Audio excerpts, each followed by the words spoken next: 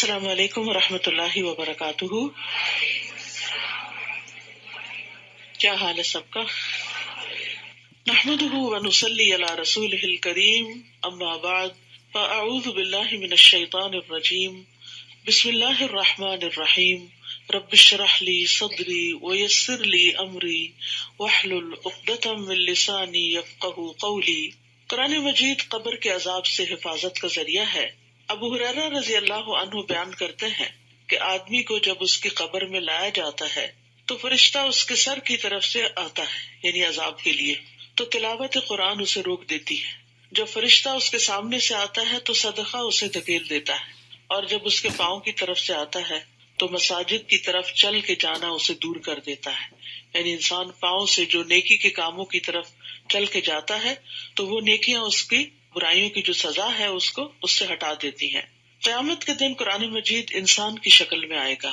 ابن بریدہ اپنے والد سے روایت کرتے ہیں، وہ کہتے ہیں کہ رسول اللہ صلی اللہ علیہ وسلم نے فرمایا، قیامت کے دن قرآن ایسے مرد کی شکل میں آئے گا جس کا رنگ اڑا ہوا ہوگا، اپنے پڑھنے والے سے کہے گا، میں وہی ہوں جس نے تجھے رات کو بیدار رکھا، جیسے تراویح وغیرہ پڑھنے میں، اور دن میں تجھے پیاسا رکھا، کیونکہ تلاوت کرتے وقت انسان کو پیاس بھی لگتی ہے۔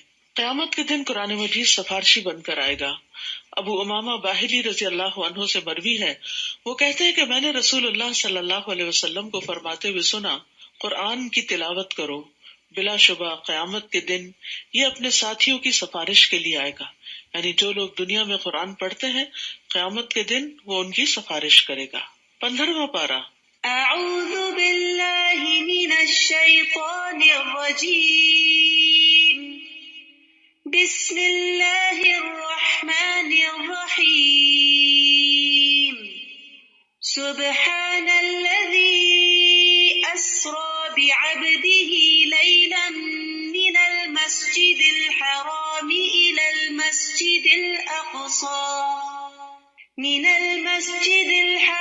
الى المسجد الأقصى الذي باركنا حوله لنريه من آياتنا إنه هو السميع البصير۔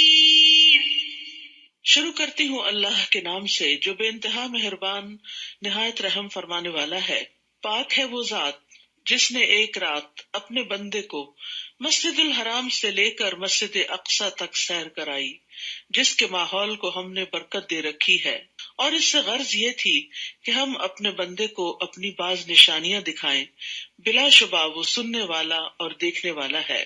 آغاز ہوتا ہے سبحان الذی سے کہ اللہ پاک ہے، یعنی سننے والوں کو ایک عجیب و غریب خبر ملے گی کہ جس کو وہ حیرانی سے سنیں گے، لیکن حقیقت یہ ہے کہ جو چیزیں لوگوں کے لیے مشکل ہیں، اللہ سبحانہ تعالیٰ کے لیے وہ کچھ بھی مشکل نہیں۔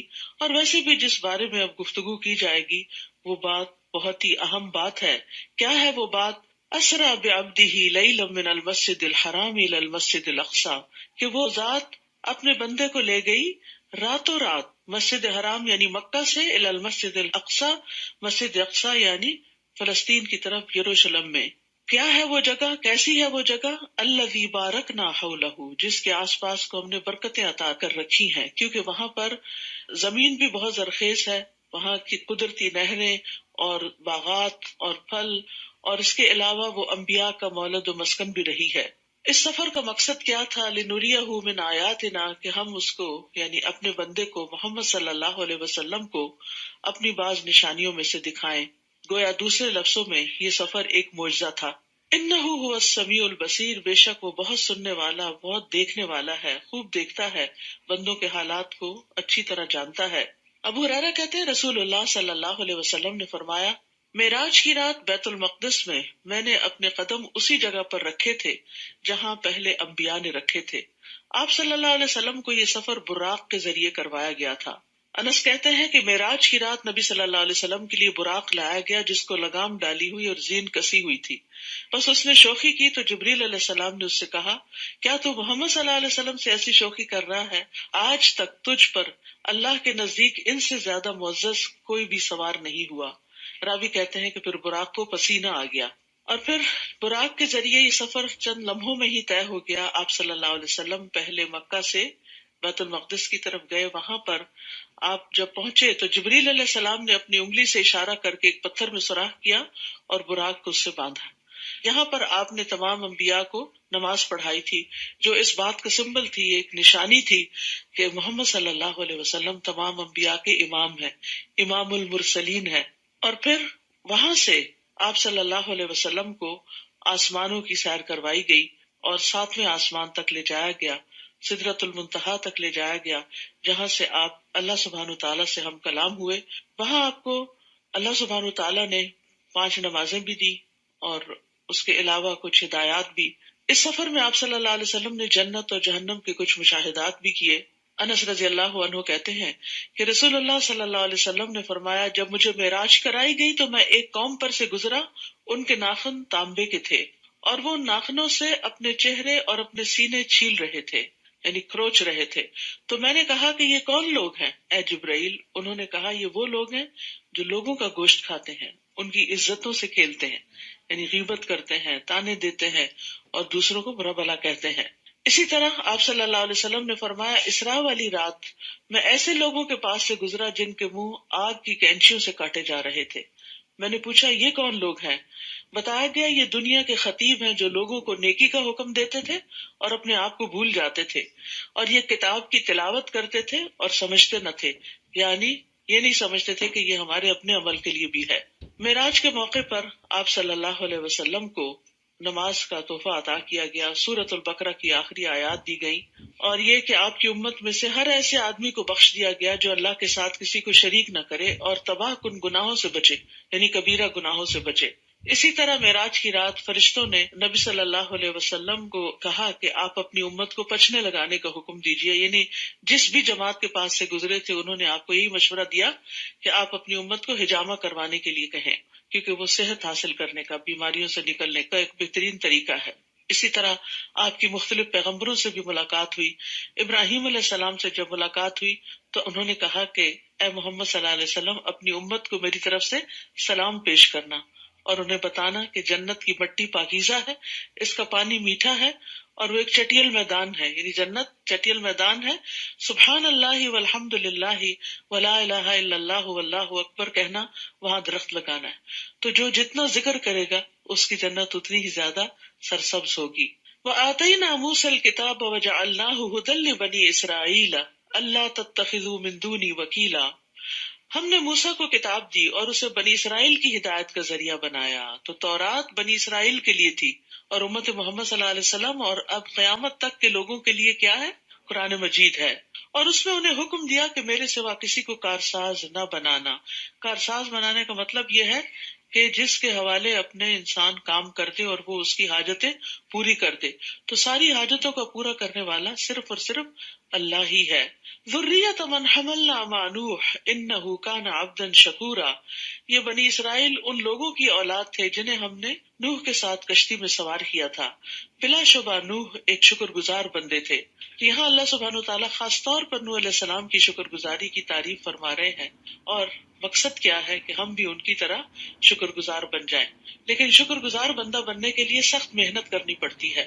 مغیرہ کہتے ہیں کہ نبی صلی اللہ علیہ وسلم کھڑے ہوتے تاکہ نماز پڑھیں، یہاں تک کہ آپ کے دونوں پاؤں یا دونوں پنڈلیاں پھول جاتی، یعنی سوج جاتی۔ اس سے متعلق آپ سے کچھ کہا جاتا کہ آپ اتنی مشقت کیوں کرتے ہیں، تو آپ فرماتے کہ کیا میں اللہ کا شکر گزار بندہ نہ بنوں؟ یعنی شکر گزاری صرف زبان سے شکر گزاری نہیں ہوتی، عمل کے ذریعے ہوتی ہے، اور آج کل اس عمل کا اچھا موقع ہے۔ اسی طرح شکر گزاری میں انسان جو کچھ بھی کھاتا یا پیتا ہے تو اس پر بھی اپنے رب کو یاد کرے، بسم اللہ پڑھ کر آغاز کرے اور الحمدللہ کہہ کر اللہ کا شکر ادا کرے۔ اس کتاب میں ہم نے بنی اسرائیل کو صاف صاف کہہ دیا تھا کہ تم زمین پر 2 بار فساد عظیم برپا کرو گے اور بڑی سرکشی دکھاؤ گے۔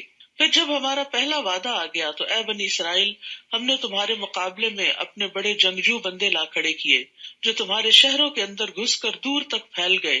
یہ اللہ کا وعدہ تھا جسے پورا ہو کر رہنا تھا کہ جب بنی اسرائیل نے پیغمبروں کو قتل کرنا شروع کیا، یعنی حضرت عیسیٰ علیہ السلام کے قتل کے منصوبے بنائے اور اس طرح حضرت یحییٰ علیہ السلام کو قتل کر دیا، تو اس کی پاداش میں پھر اللہ تعالیٰ نے ان پر ظالم بادشاہ مسلط کیے۔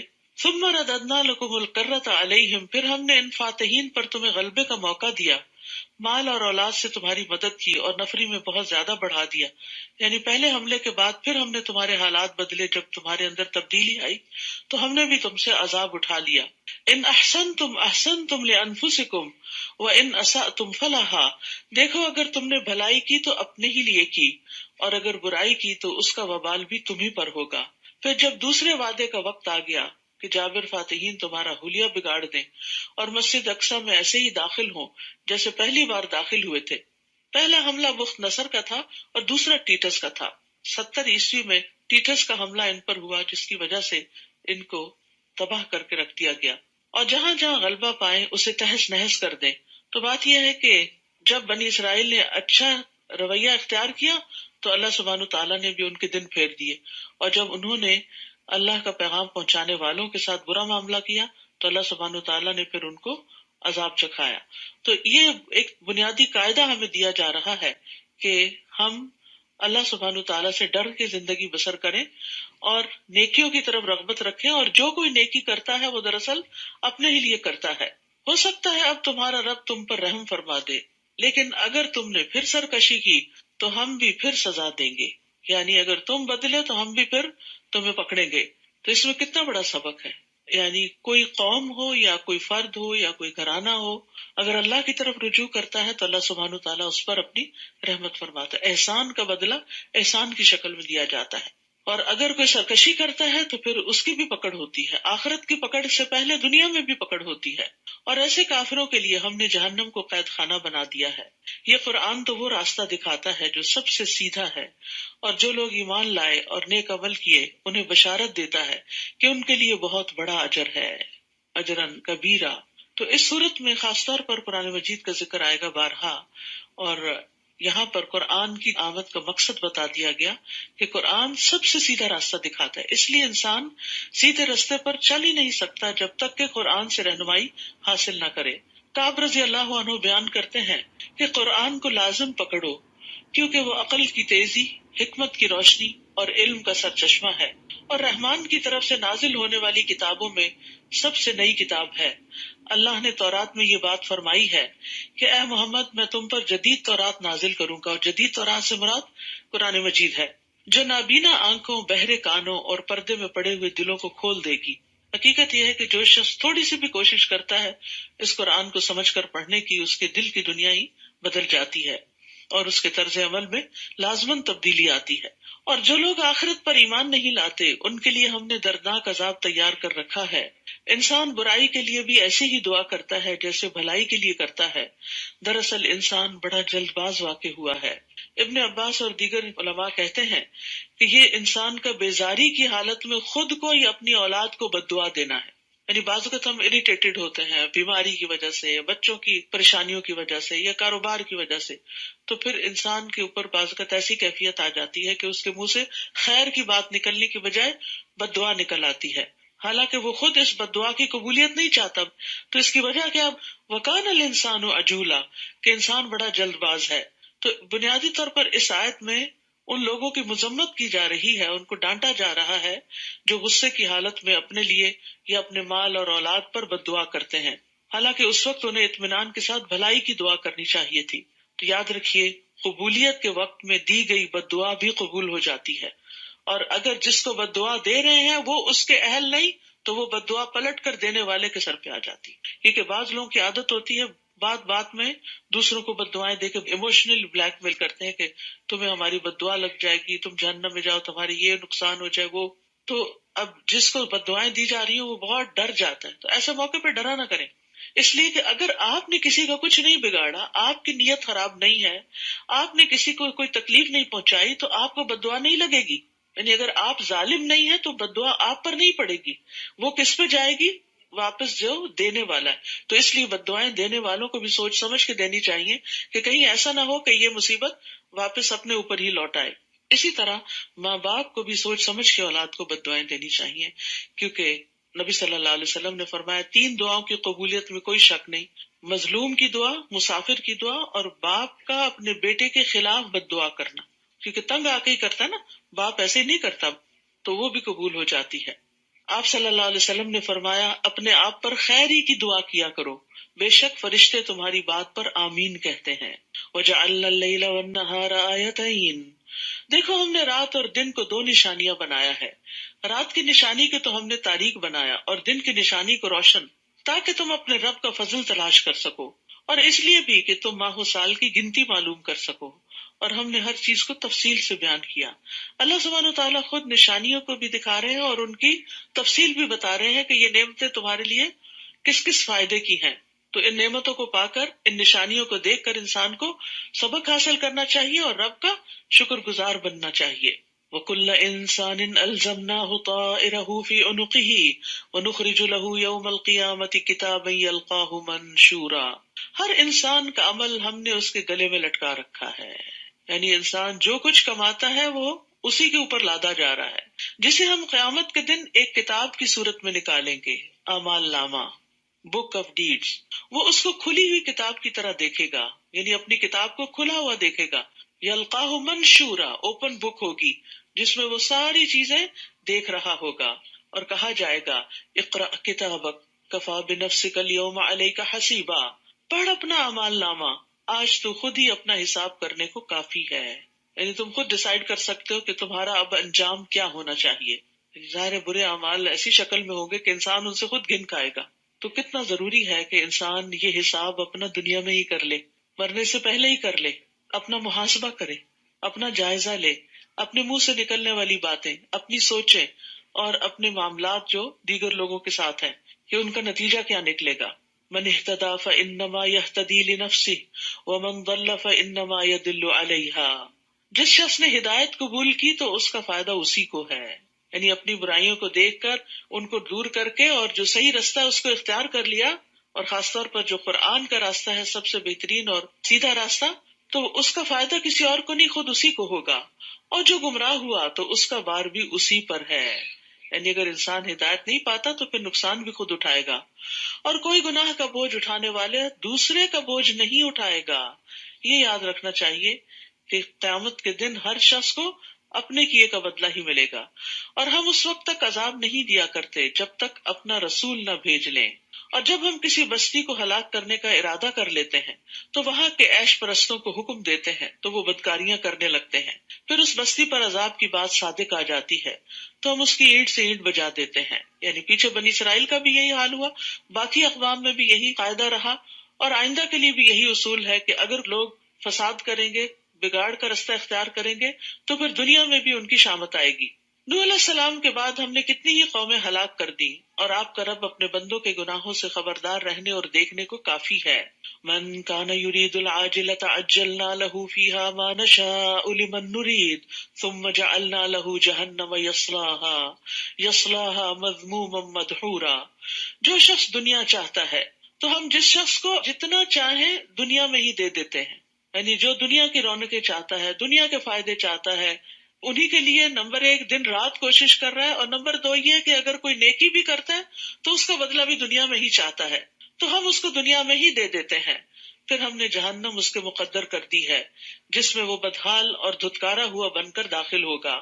وَمَنْ أَرَادَ الْآخِرَةَ وَسَعَى لَهَا سَعْيَهَا وَهُوَ مُؤْمِنٌ فَأُولَئِكَ كَانَ سَعْيُهُمْ مَشْكُورًا، اور جو شخص آخرت کا ارادہ کرے کہ مجھے آخرت کا اجر چاہیے اور اس کے لیے اپنی مقدور بھر کوشش بھی کرے، یعنی صرف ارادہ ہی نہ ہو بلکہ کوشش بھی ہو، اور وہ مومن بھی ہو، یعنی ایمان شرط ہے، صرف کوشش اور محنت اور اچھے کام ہی نہیں، تو ایسے لوگوں کی کوشش کی قدر کی جائے گی۔ تو اس آیت میں اس بات پہ تنبیہ کی گئی ہے کہ بغیر محنت کے آخرت کی بھلائی کا ارادہ کرنا محض ایک دھوکہ ہے، یعنی اپنے آپ کو دھوکہ دینا ہے۔ دنیا میں بھی انسان جس چیز کو چاہتا ہے تو پھر اس کو پانے کے لیے کوشش بھی کرتا ہے، محنت بھی کرتا ہے۔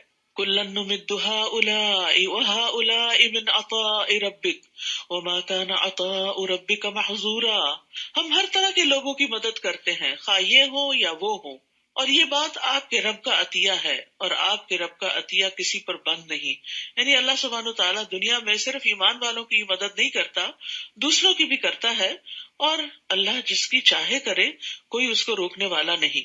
بعض اوقات انسان جس سے حسد کرتا ہے تو انسان اس کا برا چاہتا ہے، اور یہ چاہتا ہے کہ اس کو کوئی خیر نہ ملے، یعنی خاص طور پر قریبی رشتے داروں کے اندر جو اندر سے کولڈ وار چل رہی ہوتی ہے، تو انسان چاہتا ہے کہ ساری خیر میرے ہی گھر میں آ جائے اور دوسرے کی طرف نہ جائے.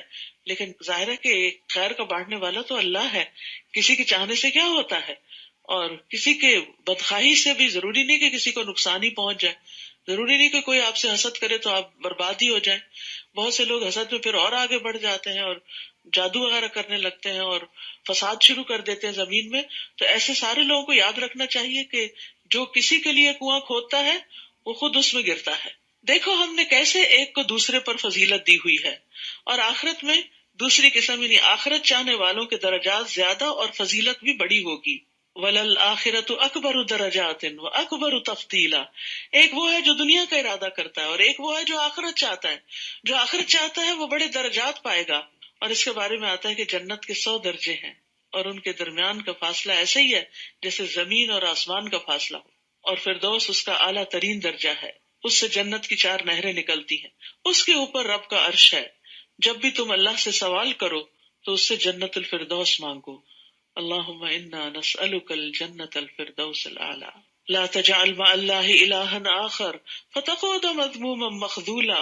اللہ کے ساتھ کوئی دوسرا الہ نہ بنانا ورنہ تم بدحال اور بے یار و مددگار بیٹھے رہ جاؤ گے. یعنی کوئی تمہاری مدد کو نہیں آئے گا، کیونکہ اللہ کے سوا کوئی اور الہ ہے ہی نہیں، کوئی رازق ہے ہی نہیں، کوئی مالک ہے ہی نہیں، کسی کے پاس اختیارات ہے ہی نہیں، کوئی کچھ دینے کے قابل ہی نہیں. لہٰذا تم اللہ کو چھوڑ کر کسی اور کی طرف مت راغب ہو. اپنی ساری توجہ، اپنی رغبتیں، اپنی تمنائیں، اپنی فریادیں سب کی سب اللہ کے سامنے رکھو. وَقَضَىٰ رَبُّكَ أَلَّا تَعْبُدُوا إِلَّا إِيَّاهُ. آپ کے رب نے فیصلہ کر دیا ہے کہ تم اس کے علاوہ کسی اور کی عبادت نہ کرو، اور والدین کے ساتھ اچھا سلوک کرو. اگر ان میں سے کوئی ایک یا دونوں تمہارے سامنے بڑھاپے کی عمر کو پہنچ جائیں تو انہیں اف تک نہ کہو، نہ ہی انہیں جھڑکو، اور ان سے بات کرو تو ادب سے کرو. یہاں بڑھاپے کی حالت کو خاص کیا گیا ہے کیونکہ اس وقت ماں باپ کمزور ہو چکے ہوتے ہیں، اولاد جوان ہو چکی ہوتی ہے. جوان لوگوں کے خواہشات اور جذبات اور طریقہ کار کچھ اور ہوتا ہے، بوڑھے لوگوں کا طریقہ کچھ اور بدل چکا ہوتا ہے اپنے تجربات کی روشنی میں یا اپنی کمزوری کی وجہ سے. تو پھر دونوں کے چونکہ مقاصد فرق ہوتے ہیں، طریقے فرق ہوتے، تو کلیش بہت ہونے لگتا ہے. تو ایسے میں ماں باپ نہیں جھک سکتے، ان میں تبدیلی کی مت سوچو، کیونکہ وہ تو بڑے ہو چکے ہیں، وہ تو پکے ہو چکے ہیں، وہ تو مضبوط درخت بن چکے ہیں. اب اگر آپ چاہو کہ ان کو ڈھال لیا جائے، ان کو جھکا لیا جائے اور ان کی عادتیں بدل لی جائیں تو یہ نہیں ممکن. تو اس لیے ضروری ہے کہ اولاد اپنے اندر نرمی پیدا کرے، اولاد ان کے آگے جھکے. اور یہاں اف 2 حرفی کلمہ ہے جو انتہائی ناپسندیدگی اور بیزاری کے وقت انسان کے منہ سے نکلتا ہے. اف، پھر وہی بات، اف، پھر اسی کام کے لیے بلا لیا. تو اس کو بھی منع کر دیا گیا. تو پھر اگر اف منع ہے تو پھر لمبی چوڑی نصیحتیں ماں باپ کو اور جھگڑے اور بدتمیزی اور بد اخلاقی کی تو کہیں بھی گنجائش نہیں. یاد رکھیے بڑھاپے میں والدین کو ستانے والا جنت سے محروم رہے گا. ابو ہریرہ سے روایت ہے کہ نبی صلی اللہ علیہ وسلم نے فرمایا، اس کی ناک خاک آلود ہو، پھر اس کی ناک خاک آلود ہو، پھر اس کی ناک خاک آلود ہو. پوچھا گیا اللہ کے رسول کس کی؟ آپ نے فرمایا جس نے اپنے والدین یا ان میں سے کسی ایک کو بڑھاپے میں پایا پھر وہ ان کی خدمت کر کے جنت میں داخل نہ ہوا. تو خاص طور پر بڑھاپے میں والدین کی خدمت کرنا جو ہے وہ جنت میں لے جانے والے کاموں میں سے ایک کام ہے. اور دوسری طرف والدین کا نافرمان جنت میں داخل نہیں ہوگا. رسول اللہ صلی اللہ علیہ وسلم نے فرمایا 3 آدمی جنت میں نہ جائیں گے اور نہ ہی قیامت کے دن اللہ ان کی طرف نظر ڈالے گا. والدین کا نافرمان، مردوں کی مشابہت اختیار کرنے والی عورت، اور دیوس. دیوس وہ مرد ہوتا ہے جس کے اندر کوئی غیرت نہیں ہوتی کہ اس کی ماں یا بہن یا بیٹی کوئی حرام کاریاں کر رہی ہے تو اس کو وہ بادر ہی نہیں کرتا، وہ اس کو لیٹ گو کرتا ہے. اسی طرح والدین کو رلانا بھی کبیرہ گناہوں میں سے ہے. وَاخْفِضْ لَهُمَا جَنَاحَ الذُّلِّ مِنَ الرَّحْمَةِ. اور ان پر رحم کرتے ہوئے انکساری سے ان کے آگے جھکے رہو. والدین کے آگے ہمبل رہو، جھکے رہو اور ان کے حق میں دعائیں کرو. وَقُلْ رَبِّ ارْحَمْهُمَا كَمَا رَبَّيَانِي صَغِيرًا. کہ اے رب ان پر رحم فرما جیسا کہ انہوں نے بچپن میں مجھے محبت و شفقت سے پالا تھا. تو یہاں ان پہ رحم کرتے ہوئے یعنی رحمت و شفقت کی نظر سے ان کو دیکھو، غصے سے مت دیکھو، انکساری سے آگے جھکے رہو اور ان کے لیے دعائیں کرو. اور پھر یہ ہے کہ کندھے جھکا کے رکھو، یعنی اپنا پوسچر بھی ایسا رکھو کہ جس سے تکبر ظاہر نہ ہو بلکہ عاجزی، کہ آپ ماں باپ کے آگے جھکے ہوئے. بعض اوقات یہ ہوتا ہے کہ اولاد زیادہ قابل ہو جاتی، ماں باپ بڑھاپے میں پہنچ کر پڑھ لکھ کر بھی سب کچھ بھول جاتے، تو اولاد جو ہے وہ جب جوان ہوتی ہے اور جان پکڑتی ہے تو پھر وہ ماں باپ سے بھی آگے نکلنے لگتی ہے. تو ایسے میں بھی انسان کو کبھی یہ ظاہر نہیں کرنا چاہیے کہ ہم آپ سے بہتر ہیں، آپ کو کچھ پتا نہیں. یہ دیکھیں عام طور پہ بچوں کے اندر یہ چیز کتنی آ گئی ہے کہ ماں باپ کو بے وقوف سمجھتے، بھلے ماں باپ کچھ نہ سمجھ بھی ہوں یا نہ سمجھی کی بات بھی کرے تو ان کو بار بار یہ احساس دلانے کی ضرورت نہیں ہوتی، کیونکہ یہ ان کے اوپر بڑا گراں گزرتا ہے کہ جس بچے کو انہوں نے پیدا کیا اور اس کی انگلی پکڑ کے اس کو چلنا سکھایا، آج وہ انہیں سکھا رہا ہے. تو یہ چیز نفسیاتی طور پر انہیں کمزور کرتی ہے اور ان کو غمگین کرتی. تو بھلے آپ صحیح ہوں اور ماں باپ غلط ہوں، پھر بھی ان کے آگے ہمبل رہیں، بحث مباحثہ نہ کریں. اور والدین میں سے بھی پھر ماں حسن سلوک کی زیادہ مستحق ہے. ابو ہریرہ کہتے ہیں کہ ایک آدمی رسول اللہ صلی اللہ علیہ وسلم کی خدمت میں حاضر ہوا اور عرض کیا، یا رسول اللہ، میرے اچھے سلوک کا سب سے زیادہ حقدار کون ہے؟ آپ نے فرمایا کہ تمہاری ماں. اس نے پھر پوچھا، آپ نے پھر وہی جواب دیا، پھر پوچھا، تیسری بار بھی آپ نے وہی جواب دیا، چوتھی بار آپ نے کہا تمہارا باپ. ربکم اعلم بما فی نفوسکم، جو کچھ تمہارے دل میں اللہ اسے خوب جانتا ہے کہ تم کس دل سے ماں باپ کی خدمت کرو. ماں باپ تو کتنی محبت سے پالتے ہیں، لیکن بچے انتظار میں رہتے ہیں کہ اب یہ کب دنیا سے جائیں گے اور کب ہمارے سر سے یہ بوجھ اترے گا اور کب ہم بھی آزاد ہوں گے. تو جو تم دلوں میں سوچتے ہو اللہ اس کو بھی خوب جانتا ہے، اس بارے میں یا کسی اور بارے. چونکہ یہ پیچھے ماں باپ سے متعلق بات سے ہی ریلیٹڈ ہے، اس لیے سب سے پہلے اسی کانٹیکسٹ میں اس کو دیکھنا چاہیے. اگر تم صالح بن کر رہو تو وہ ایسے رجوع کرنے والوں کو معاف کر دینے والا ہے. یعنی دل کے خیالات تو اوپر نیچے ہوتے ہی رہیں گے، لیکن اگر تمہارا طرز عمل اچھا ہے، تم عملی طور پر صالح ہو، نیک ہو، تو پھر جو رجوع کرے گا، یعنی اپنی غلطی سے توبہ کر لے گا، اللہ تعالیٰ اس کو معاف کر دے گا. یعنی انسان کو جب احساس ہوتا ہے کہ وہ غلط سوچ رہا ہے یا اس کے منہ سے غلط بات نکل گئی ہے، تو پھر وہ پلٹ کر اپنا رویہ اچھا کر لیتا ہے تو اس کی غلطی بھی معاف ہو جاتی ہے. وَآتِ ذَا الْقُرْبَى حَقَّهُ وَالْمِسْكِينَ وَابْنَ السَّبِيلِ وَلَا تُبَذِّرْ تَبْذِيرًا، اور رشتہ دار کو اس کا حق دو اور مسکین اور مسافر کو اس کا حق ادا کرو اور فضول خرچی نہ کرو. ان المبذرین کانوا اخوان الشیاطین وکان الشیطان لربہ کفورا، کیونکہ فضول خرچی کرنے والے شیطانوں کے بھائی ہیں اور شیطان اپنے رب کا بڑا ہی ناشکرا ہے. تو یہ تبذیر کیا ہوتا ہے؟ تبذیر کا لفظ بذر سے، بذر کہتے ہیں بیج کو. تو جیسے بیج ایسے پھیلا دیا جاتا ہے نا کھیت میں، تو وہ تو بہرحال اگ ہی آتا ہے، لیکن بظاہر یوں لگتا ہے جیسے مٹی میں جا کے گم گیا. تو اس سے تشبیہ دی گئی ہے کہ تم اپنا مال یوں ہی ہر جگہ نہ لٹاتے پھرو. اور پھر خاص طور پر مال کو خواہشات پر ضرورت سے زیادہ خرچ کرنا، ضروریات پر نہیں. تبذیر میں، فضول خرچی میں پہلی چیز کیا آتی ہے؟ خواہشات پر خرچ کرنا، اور وہ بھی ضرورت سے زائد. مثلا ڈیکوریشن کے اوپر بہت زیادہ خرچ کر دینا، لباس کے اوپر، اور لباس بھی ضرورت کا نہ ہو، صرف دکھاوے کا ہو، اور اس پر انسان ہزاروں خرچ کر دے. اور پھر اسی طرح یہ کہ ناجائز چیزوں میں خرچ کرنا، ضروریات میں بھی حد سے زیادہ خرچ کرنا.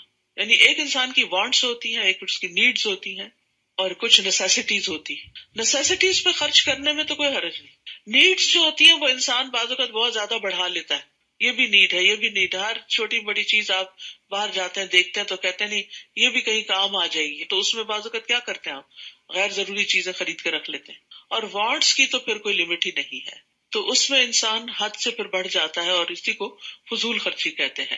ابو عبید کہتے ہیں میں نے عبداللہ بن مسعود سے مبذرین کے بارے میں پوچھا تو انہوں نے کہا وہ لوگ جو ناحق مال خرچ کرتے ہیں، یعنی جہاں خرچ نہیں کرنا چاہیے، جن کاموں میں، جن چیزوں پر، وہاں خرچ کرتے ہیں.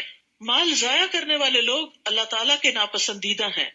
نبی صلی اللہ علیہ وسلم نے فرمایا بے شک اللہ تمہارے لیے 3 باتیں پسند نہیں کرتا: ادھر ادھر کی فضول باتیں کرنا، ہی سیڈ شی سیڈ، بیکار کی باتیں، مال کو ضائع کرنا، بکثرت سوال کرنا. یہ 3 چیزیں جو ہیں یہ اللہ سبحانہ تعالیٰ کو سخت ناپسند ہیں. اور اگر تم ان رشتہ داروں، مسکینوں، مسافروں سے اس بنا پر اعراض کرو کہ ابھی تمہارے پاس دینے کو کچھ نہیں، کہ تم اپنے رب کی رحمت سے ایسی توقع ضرور رکھتے ہو اور اس کی تلاش میں ہو، تو انہیں نرمی سے جواب دو. بعض اوقات انسان کے پاس اتنا نہیں ہوتا کہ وہ دوسرے کی ضروریات پوری کر سکے، تو ایسے میں بد اخلاقی سے بات نہیں کرنی چاہیے کہ تم لوگ روز مانگنے آ جاتے ہو، یہاں میں نے کوئی فیکٹریاں لگا رکھی ہیں، اور طرح طرح کی باتیں جو حد سے بڑی ہوئی اور دوسروں کو تکلیف دینے والی ہوں وہ نہیں کرنی چاہیے. مثلاً اگر کوئی شخص سمجھتا ہے کہ آپ کے پاس بہت کچھ ہے اور آپ سے قرض مانگنے کے لیے آ جاتا ہے، اور آپ تو ہینڈ ٹو ماؤتھ ہیں بظاہر دیکھنے میں، چونکہ آپ کبھی اپنی مالی مشکلات کا کسی کے سامنے ذکر نہیں کرتے، تو لوگ آپ کو خوشحال سمجھنے لگتے ہیں کہ اس کے منہ سے تو کبھی ایسی کوئی بات ہی نہیں نکلی کہ یہ بھی نیڈی ہے. لیکن اس وقت آپ واقعی دے نہیں سکتے، اور بعض اوقات قریبی رشتے دار ہی آپ کے ساتھ ایسے معاملات کر رہے ہوتے ہیں، یا آپ کو قریبی سوشل سرکل.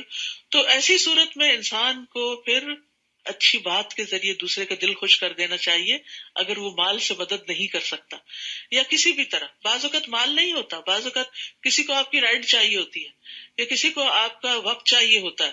تو اگر آپ اس وقت مصروف ہیں اور دوسرے کی مدد نہیں کر سکتے تو بدتمیزی اور بد اخلاقی سے پیش نہ آئیں، اچھے طریقے سے معذرت کر لیں یا آئندہ کسی وقت کے لیے وعدہ کر لیں. اور نہ تو اپنا ہاتھ گردن سے باندھ رکھ اور نہ ہی اسے پوری طرح کھلا چھوڑ دو، ورنہ خود ملامت زدہ اور درماندہ بن کر رہ جاؤ گے. یعنی انسان خرچ کرتے ہوئے نہ تو انتہائی بخل کرے اور نہ ہی ہاتھ کھلا چھوڑ دے، درمیانی راہ، اعتدال کی راہ اختیار کرے. بلا شبہ آپ کا رب جس کے لیے چاہتا ہے رزق کشادہ کر دیتا ہے، اور وہ جس کے لیے چاہتا ہے تنگ کر دیتا ہے، اور وہ اپنے بندوں کی خوب خبر رکھتا ہے اور انہیں دیکھ رہا ہے. انہ کان بعبادہ خبیرا بصیرا. اور مفلسی کے اندیشے سے اپنی اولاد کو قتل نہ کرو، انہیں اور خود تمہیں بھی رزق ہم دیتے ہیں. انہیں قتل کرنا بہت بڑا گناہ ہے. والدین کے حقوق کے بعد اولاد کے حقوق، اور ان میں سب سے پہلا حق ان کی زندگی کا حق ہے کہ ان کو نہ تو پیٹ کے اندر قتل کرو اور نہ باہر آنے کے بعد. اور اس ڈر سے خاص طور پر مت ابارٹ کراؤ اپنے پریگننسی کو کہ تم ان کا خرچ کہاں سے اٹھاؤ گے، کیونکہ ہم بہت مٹیریلسٹک ہو کے نا ہر چیز کو کیلکولیٹ کرتے رہتے ہیں کہ اتنی میری آمدنی ہے، ایک بچے کے اوپر اتنا منتھلی خرچ ہوتا ہے، اگر ایک اور بچہ آ گیا تو میرا بجٹ آؤٹ ہو جائے گا، پھر میں کیا کروں گا. نہیں، اللہ سبحانہ تعالیٰ اسی اعتبار سے وسائل بھی پیدا کر دے گا. بیماری یا کوئی اور ریزن ہو سکتی ہے کہ جس سے انسان اپنی تحدید اولاد کرے، لیکن مفلسی کے ڈر سے نہیں، اس کی اجازت نہیں. تو اس آیت سے یہ بھی پتہ چلتا ہے کہ اللہ تعالیٰ اپنے بندوں پر ان کے والدین سے بھی زیادہ مہربان ہے، اور اولاد کا قتل جو ہے یہ کبیرہ گناہوں میں سے ہے. وَلَا تَقْرَبُوا الزِّنَا. اور زنا کے قریب بھی نہ جاؤ کیونکہ وہ بے حیائی اور برا راستہ ہے. اور کسی ایسے شخص کو قتل نہ کرو جسے قتل کرنا اللہ نے حرام قرار دیا ہے، الا یہ کہ حق کی بنا پر، یعنی قصاص وغیرہ میں. اور اگر کوئی شخص ناحق قتل کیا جائے تو ہم نے اس کے ولی کو پورا اختیار دیا ہے، لہٰذا اسے قتل میں زیادتی نہ کرنا چاہیے، یقیناً اسے مدد دی جائے گی. ولی کا اختیار کیا، چاہے تو قصاص لے یا دیت ہو یا معاف کر دے. اور اگر اسے قتل ہی کرنا ہے تو اس میں زیادتی نہیں کرے گا کہ ایک کے بدلے 4 کر دے اس قبیلے کے، یا یہ ہے کہ اذیت دے دے کے قتل کرے. اور یتیم کے مال کے قریب نہ جاؤ مگر اس صورت میں کہ وہ بہتر ہو، یہاں تک کہ وہ اپنی جوانی کو پہنچ جائے. اور عہد کی پابندی کرو کیونکہ عہد کے بارے میں تم سے باز پرس ہوگی. اللہ اکبر. ان العہد کان مسئولا. سوچ سمجھ کے وعدے کیا کریں اور سوچ سمجھ کے پھر ان کو نبھایا کریں، کیونکہ قیامت کے دن سوال کیا جائے گا کہ وعدہ پورا کیا تھا یا نہیں. اور وعدہ خلافی جو ہے یہ منافق کی نشانیوں میں سے ہے. اور جب تم ناپ کرو تو پورا پورا ناپو، اور تولو تو سیدھی ترازو سے تولو. یہ اچھا طریقہ ہے اور انجام کے لحاظ سے بھی بہتر ہے. اور کسی ایسی بات کے پیچھے نہ پڑو جس کا تجھے علم نہیں، کیونکہ اس بات کے متعلق کان، آنکھ اور دل سب کی باز پرس ہونی ہے. یہ بہت بڑا اخلاقی ادب سکھایا گیا ہے اور بہت زبردست اصلاح کی گئی ہے. تو امت کو اس بات کی تعلیم دی جا رہی ہے کہ اچھے ویل تھاٹ خیالات کو اور وہمی باتوں کو آپس میں مکس نہ کیا جائے. قتادہ کہتے ہیں اس کا مطلب یہ نہ کہو میں نے دیکھا، حالانکہ تم نے دیکھا نہ ہو، بس تمہیں وہم ہو تو تم کو ہاں میں نے دیکھا تھا، فلاں آیا تھا، حالانکہ وہ تو نہیں آیا. یہ نہ کہو کہ میں نے سنا، حالانکہ تم نے سنا نہ ہو. بعض اوقات تم کہتے ہیں میں نے سنا، لیکن سنا نہیں ہوتا، تو یہ نہیں کہنا چاہیے. اور یہ نہ کہو کہ میں جانتا ہوں، حالانکہ تم نہیں جانتے. ہاں مجھے پتا ہے، اور جب پوچھے کہاں ہے تو کہتے او مجھے بھول گیا. نہیں، جب تک یقینی بات نہ ہو اس کو منہ سے مت نکالو، کیونکہ ان سب باتوں کے بارے میں بھی پوچھ گچھ ہوگی. اسی طرح دل کے بعض خیال بھی گناہ ہوتے ہیں. یا ایھا الذین آمنوا اجتنبوا کثیرا من الظن ان بعض الظن اثم. اے لوگو جو ایمان لائے ہو، بہت سے گمان سے بچو، یقیناً بعض گمان گناہ ہوتے ہیں. تو اپنی گفتگو اور سوچ کو وہم و گمان پر رکھنے کی بجائے انسان علم یقینی پر اس کی بنیاد رکھے، کیونکہ ان السمع والبصر والفؤاد کل اولئک کان عنہ مسئولا ولا تمشی فی الارض مرحا. اور زمین میں اکڑ کر مت چلو، نہ تو تم زمین کو پھاڑ سکتے ہو اور نہ بلندی میں پہاڑوں تک پہنچ سکتے ہو۔ عباد الرحمن کی صفت یہ ہوتی ہے کہ وہ زمین پر نرمی سے چلتے ہیں، معتدل چال چلتے ہیں، نہ تو عاجزی اور سستی کے ساتھ بہت ہی ڈھیلے ڈھیلے اور نہ ہی بہت تیز، بلکہ اپنی ہمت کے مطابق درمیانی چال۔ اور پھر اسی طرح چلتے ہوئے اکڑنا نہیں چاہیے، متکبرانہ چال کی ممانعت کی گئی ہے۔ نبی صلی اللہ علیہ وسلم نے فرمایا، جو شخص اپنے آپ کو بڑا سمجھے یا اپنی چال میں تکبر کو جگہ دے، یعنی تکبر والی چال چلے، وہ اللہ سے اس حال میں ملے گا کہ اللہ اس سے ناراض ہوگا۔ یاد رکھیے، ہمارا دین ایک جامع دین ہے جس میں چلنے کا طریقہ تک سکھایا گیا ہے، مال خرچ کرنے کا، اولاد سے معاملہ کرنے کا، والدین سے معاملہ کرنے کا، اپنی شرم و حیا کا، کس طرح انسان کو بولنا چاہیے، کس طرح سوچنا چاہیے، کون سا پہلو زندگی کا ایسا ہے کہ جس کے بارے میں رہنمائی نہیں کی گئی۔ کل ذالک کان سیئہ عند ربک مکروہا، یہ سب کام ایسے ہیں جن کی قباحت آپ کے رب کے ہاں ناپسندیدہ ہے۔ یہ سب حکمت کی باتیں ہیں جو آپ کے رب نے آپ کی طرف وحی کی ہیں، اور اللہ کے ساتھ کوئی دوسرا الہ نہ بنانا، ورنہ ملامت زدہ اور دھتکارے ہوئے جہنم میں ڈال دیے جاؤ گے۔ یہ سب سے بڑا جرم ہے۔ کیا تمہارے رب نے بیٹے دینے کو تو تمہیں چن لیا اور خود فرشتوں کو اپنی بیٹیاں بنا لیا؟ کتنی بڑی گناہ کی بات ہے جو تم کہہ رہے ہو۔ ہم نے اس قرآن میں حقائق کو مختلف طریقوں سے بیان کیا تاکہ لوگ کچھ ہوش کریں، مگر ان میں نفرت ہی بڑھتی گئی۔ آپ ان سے کہیے، اگر اللہ کے ساتھ کوئی اور بھی الہ ہوتے جیسا کہ یہ مشرک کہتے ہیں، تو وہ اللہ صاحب عرش سے مقابلہ اور وہاں تک پہنچنے کے لیے ضرور کوئی راہ تلاش کرتے۔ یعنی یہ نہیں ہو سکتا کہ کوئی اللہ کے مقابل ہو اور پھر وہ نعوذ باللہ اللہ کی جگہ نہ لینا چاہے اور اس کا مقابلہ نہ کرے۔ سبحانہ و تعالی عما یقولون علوا کبیرا، وہ پاک ہے اور ان باتوں سے بہت بلند و برتر ہے جو یہ لوگ کہتے ہیں۔ تسبح له السماوات السبع والارض ومن فيهن وان من شيء الا يسبح بحمده ولكن لا تفقهون تسبيحهم انه كان حليما غفورا۔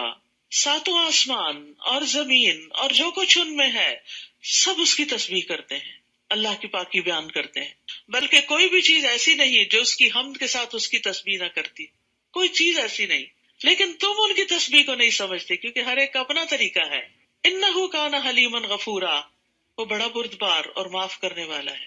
اب دیکھیے، ساری کائنات تو تسبیح کر رہی ہو، اللہ کی تعریف بیان کری، اور ہم چپ کر کے بیٹھے ہوئے ہوں اور اللہ کا ذکر نہ کریں، تو اللہ کے محبوب کیسے ہو سکتے ہیں؟ لیکن پھر بھی اللہ تعالیٰ معاف کر دیتا ہے۔ عبداللہ بن مسعود کہتے ہیں کہ ہم آپ صلی اللہ علیہ وسلم کے زمانے میں کھاتے وقت کھانے کی تسبیح سنتے تھے، یعنی آپ ہم کو سنواتے تھے۔ ایک اور موقع پر آپ نے مٹھی میں کچھ کنکریاں لے کر صحابہ کرام کو ان کی تسبیح سنوائی، یعنی ان کی آواز انہانس کر دی گئی ہوگی۔ اور جب آپ قرآن پڑھتے ہیں تو ہم آپ کے اور ان لوگوں کے درمیان ایک مخفی پردہ حائل کر دیتے ہیں جو آخرت پر ایمان نہیں رکھتے، تو گویا قرآن پھر ان کے دلوں تک تھرو نہیں ہوتا۔ ہم نے ان کے دلوں پر ایک پردہ چڑھا دیا ہے کہ وہ اس قرآن کو سمجھ ہی نہ سکیں، اور ان کے کانوں میں بوجھ ہے۔ اور جب آپ قرآن میں اپنے اکیلے رب کا ذکر کرتے ہیں تو وہ نفرت سے پیٹ پھیر کے بھاگ جاتے ہیں۔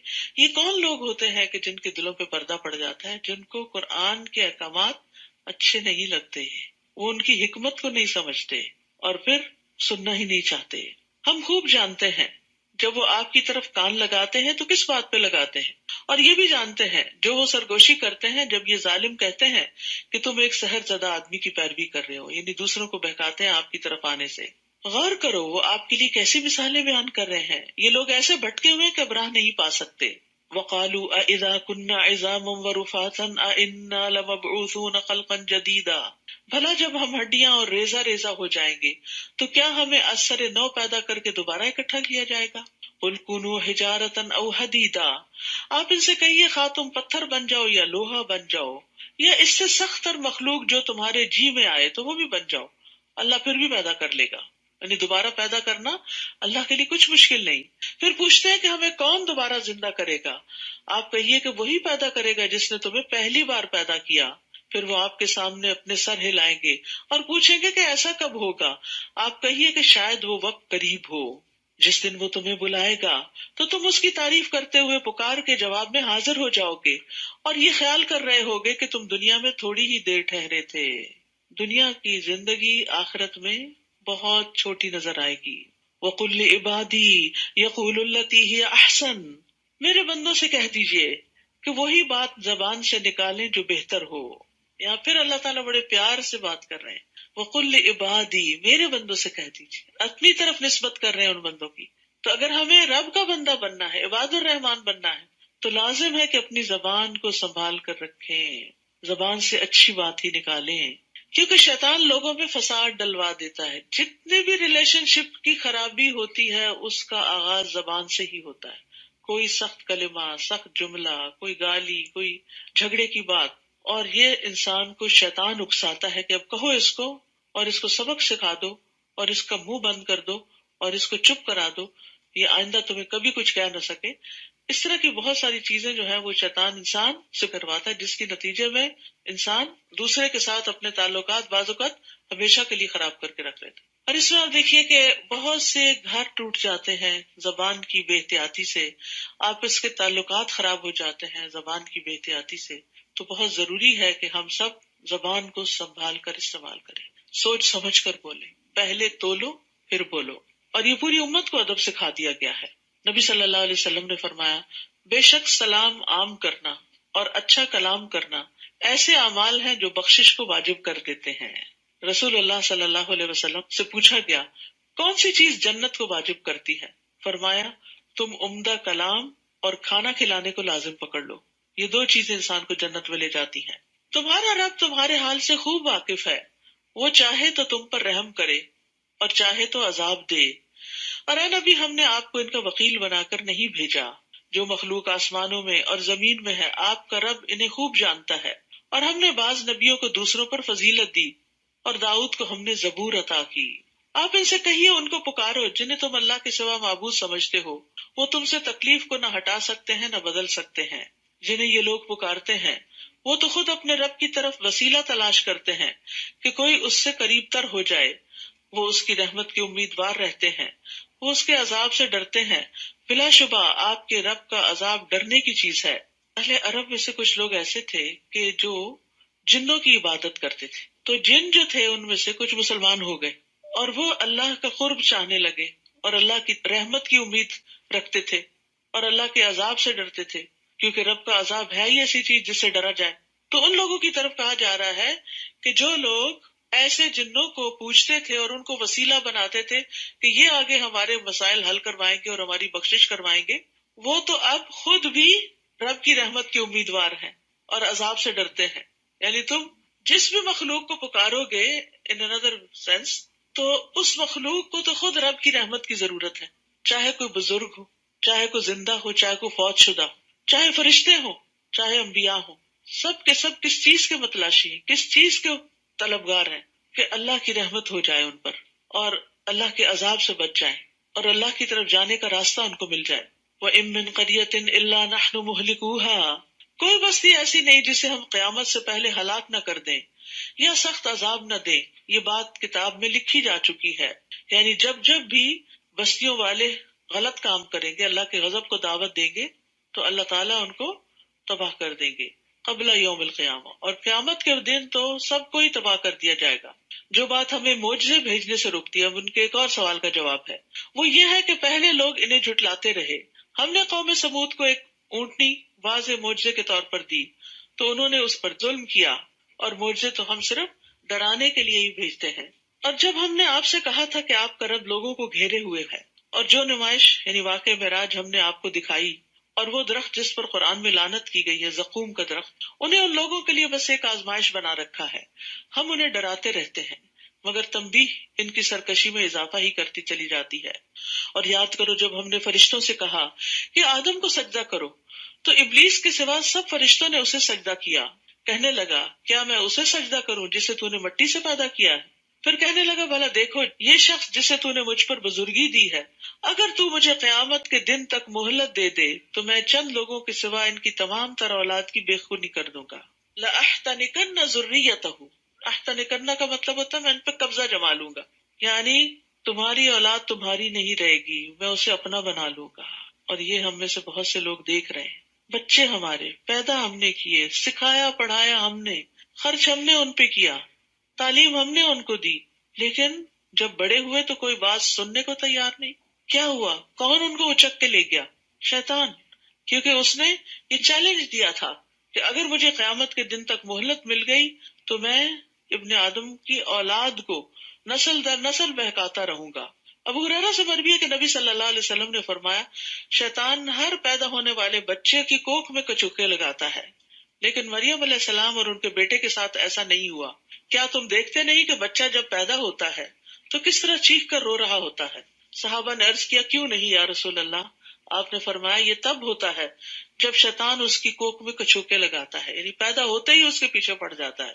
ابن عباس کہتے ہیں جب بچہ پیدا ہوتا ہے تو شیطان اس کو کچوکا لگاتا ہے، بس اگر وہاں اللہ کا ذکر کیا جائے تو وہ چلا جاتا ہے، اور اگر نہ لیا جائے اللہ کا نام تو بچے کے دل پہ جم جاتا ہے، وہیں سے وہ اس کو اپنا بنا لیتا ہے۔ تو اس لیے جتنی بھی مسلمان بیٹیاں ہیں، مائیں ہیں، خاص طور پر اس بات کا اہتمام کریں کہ جس وقت بچے کی پیدائش کا وقت ہو اس وقت پاس یا قرآن لگا ہوا ہو یا کوئی پڑھ رہا ہو، یعنی ذکر اذکار اس وقت کیا جائے تاکہ شیطان جو ہے وہ اس وقت بچے پہ حاوی نہ ہو سکے۔ اللہ تعالیٰ نے فرمایا، جا تجھے مہلت دی جاتی، پھر اولاد آدم میں سے جو بھی تیرے پیچھے لگے گا تو تجھ سمیت جہنم ہی پورا بدلہ ہے، یعنی تو بھی اور تیرے فالوورز سبھی جہنم میں آئیں گے۔ اور مہلت میں کیا تھا؟ اور انہیں گھبراہٹ میں ڈال جنہیں تو اپنی آواز سے گھبراہٹ میں ڈال سکتا ہے۔ اور اس میں مفسرین نے کہا ہے کہ شیطان کی جو صوت ہے وہ بانسری، باجے اور میوزک کی چیزیں ہیں، یہ سب شیطانی آوازیں ہیں کہ جس کے ذریعے وہ بندوں کو پھسلاتا ہے۔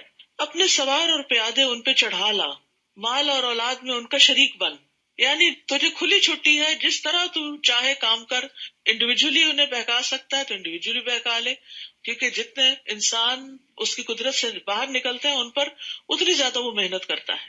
اور ان سے وعدے کر، اور شیطان جو بھی وعدہ کرتا ہے وہ بس دھوکے کا ہی ہوتا ہے۔ ان عبادی لیس لک علیہم سلطان وکفی بربک وکیلا، جو میرے بندے ہیں ان پر تیرا قطعاً بس نہیں چلے گا، میرے بندوں پر تیرا بس نہیں چلے گا، چاہے تو ان پر کتنی بھی محنت کرے۔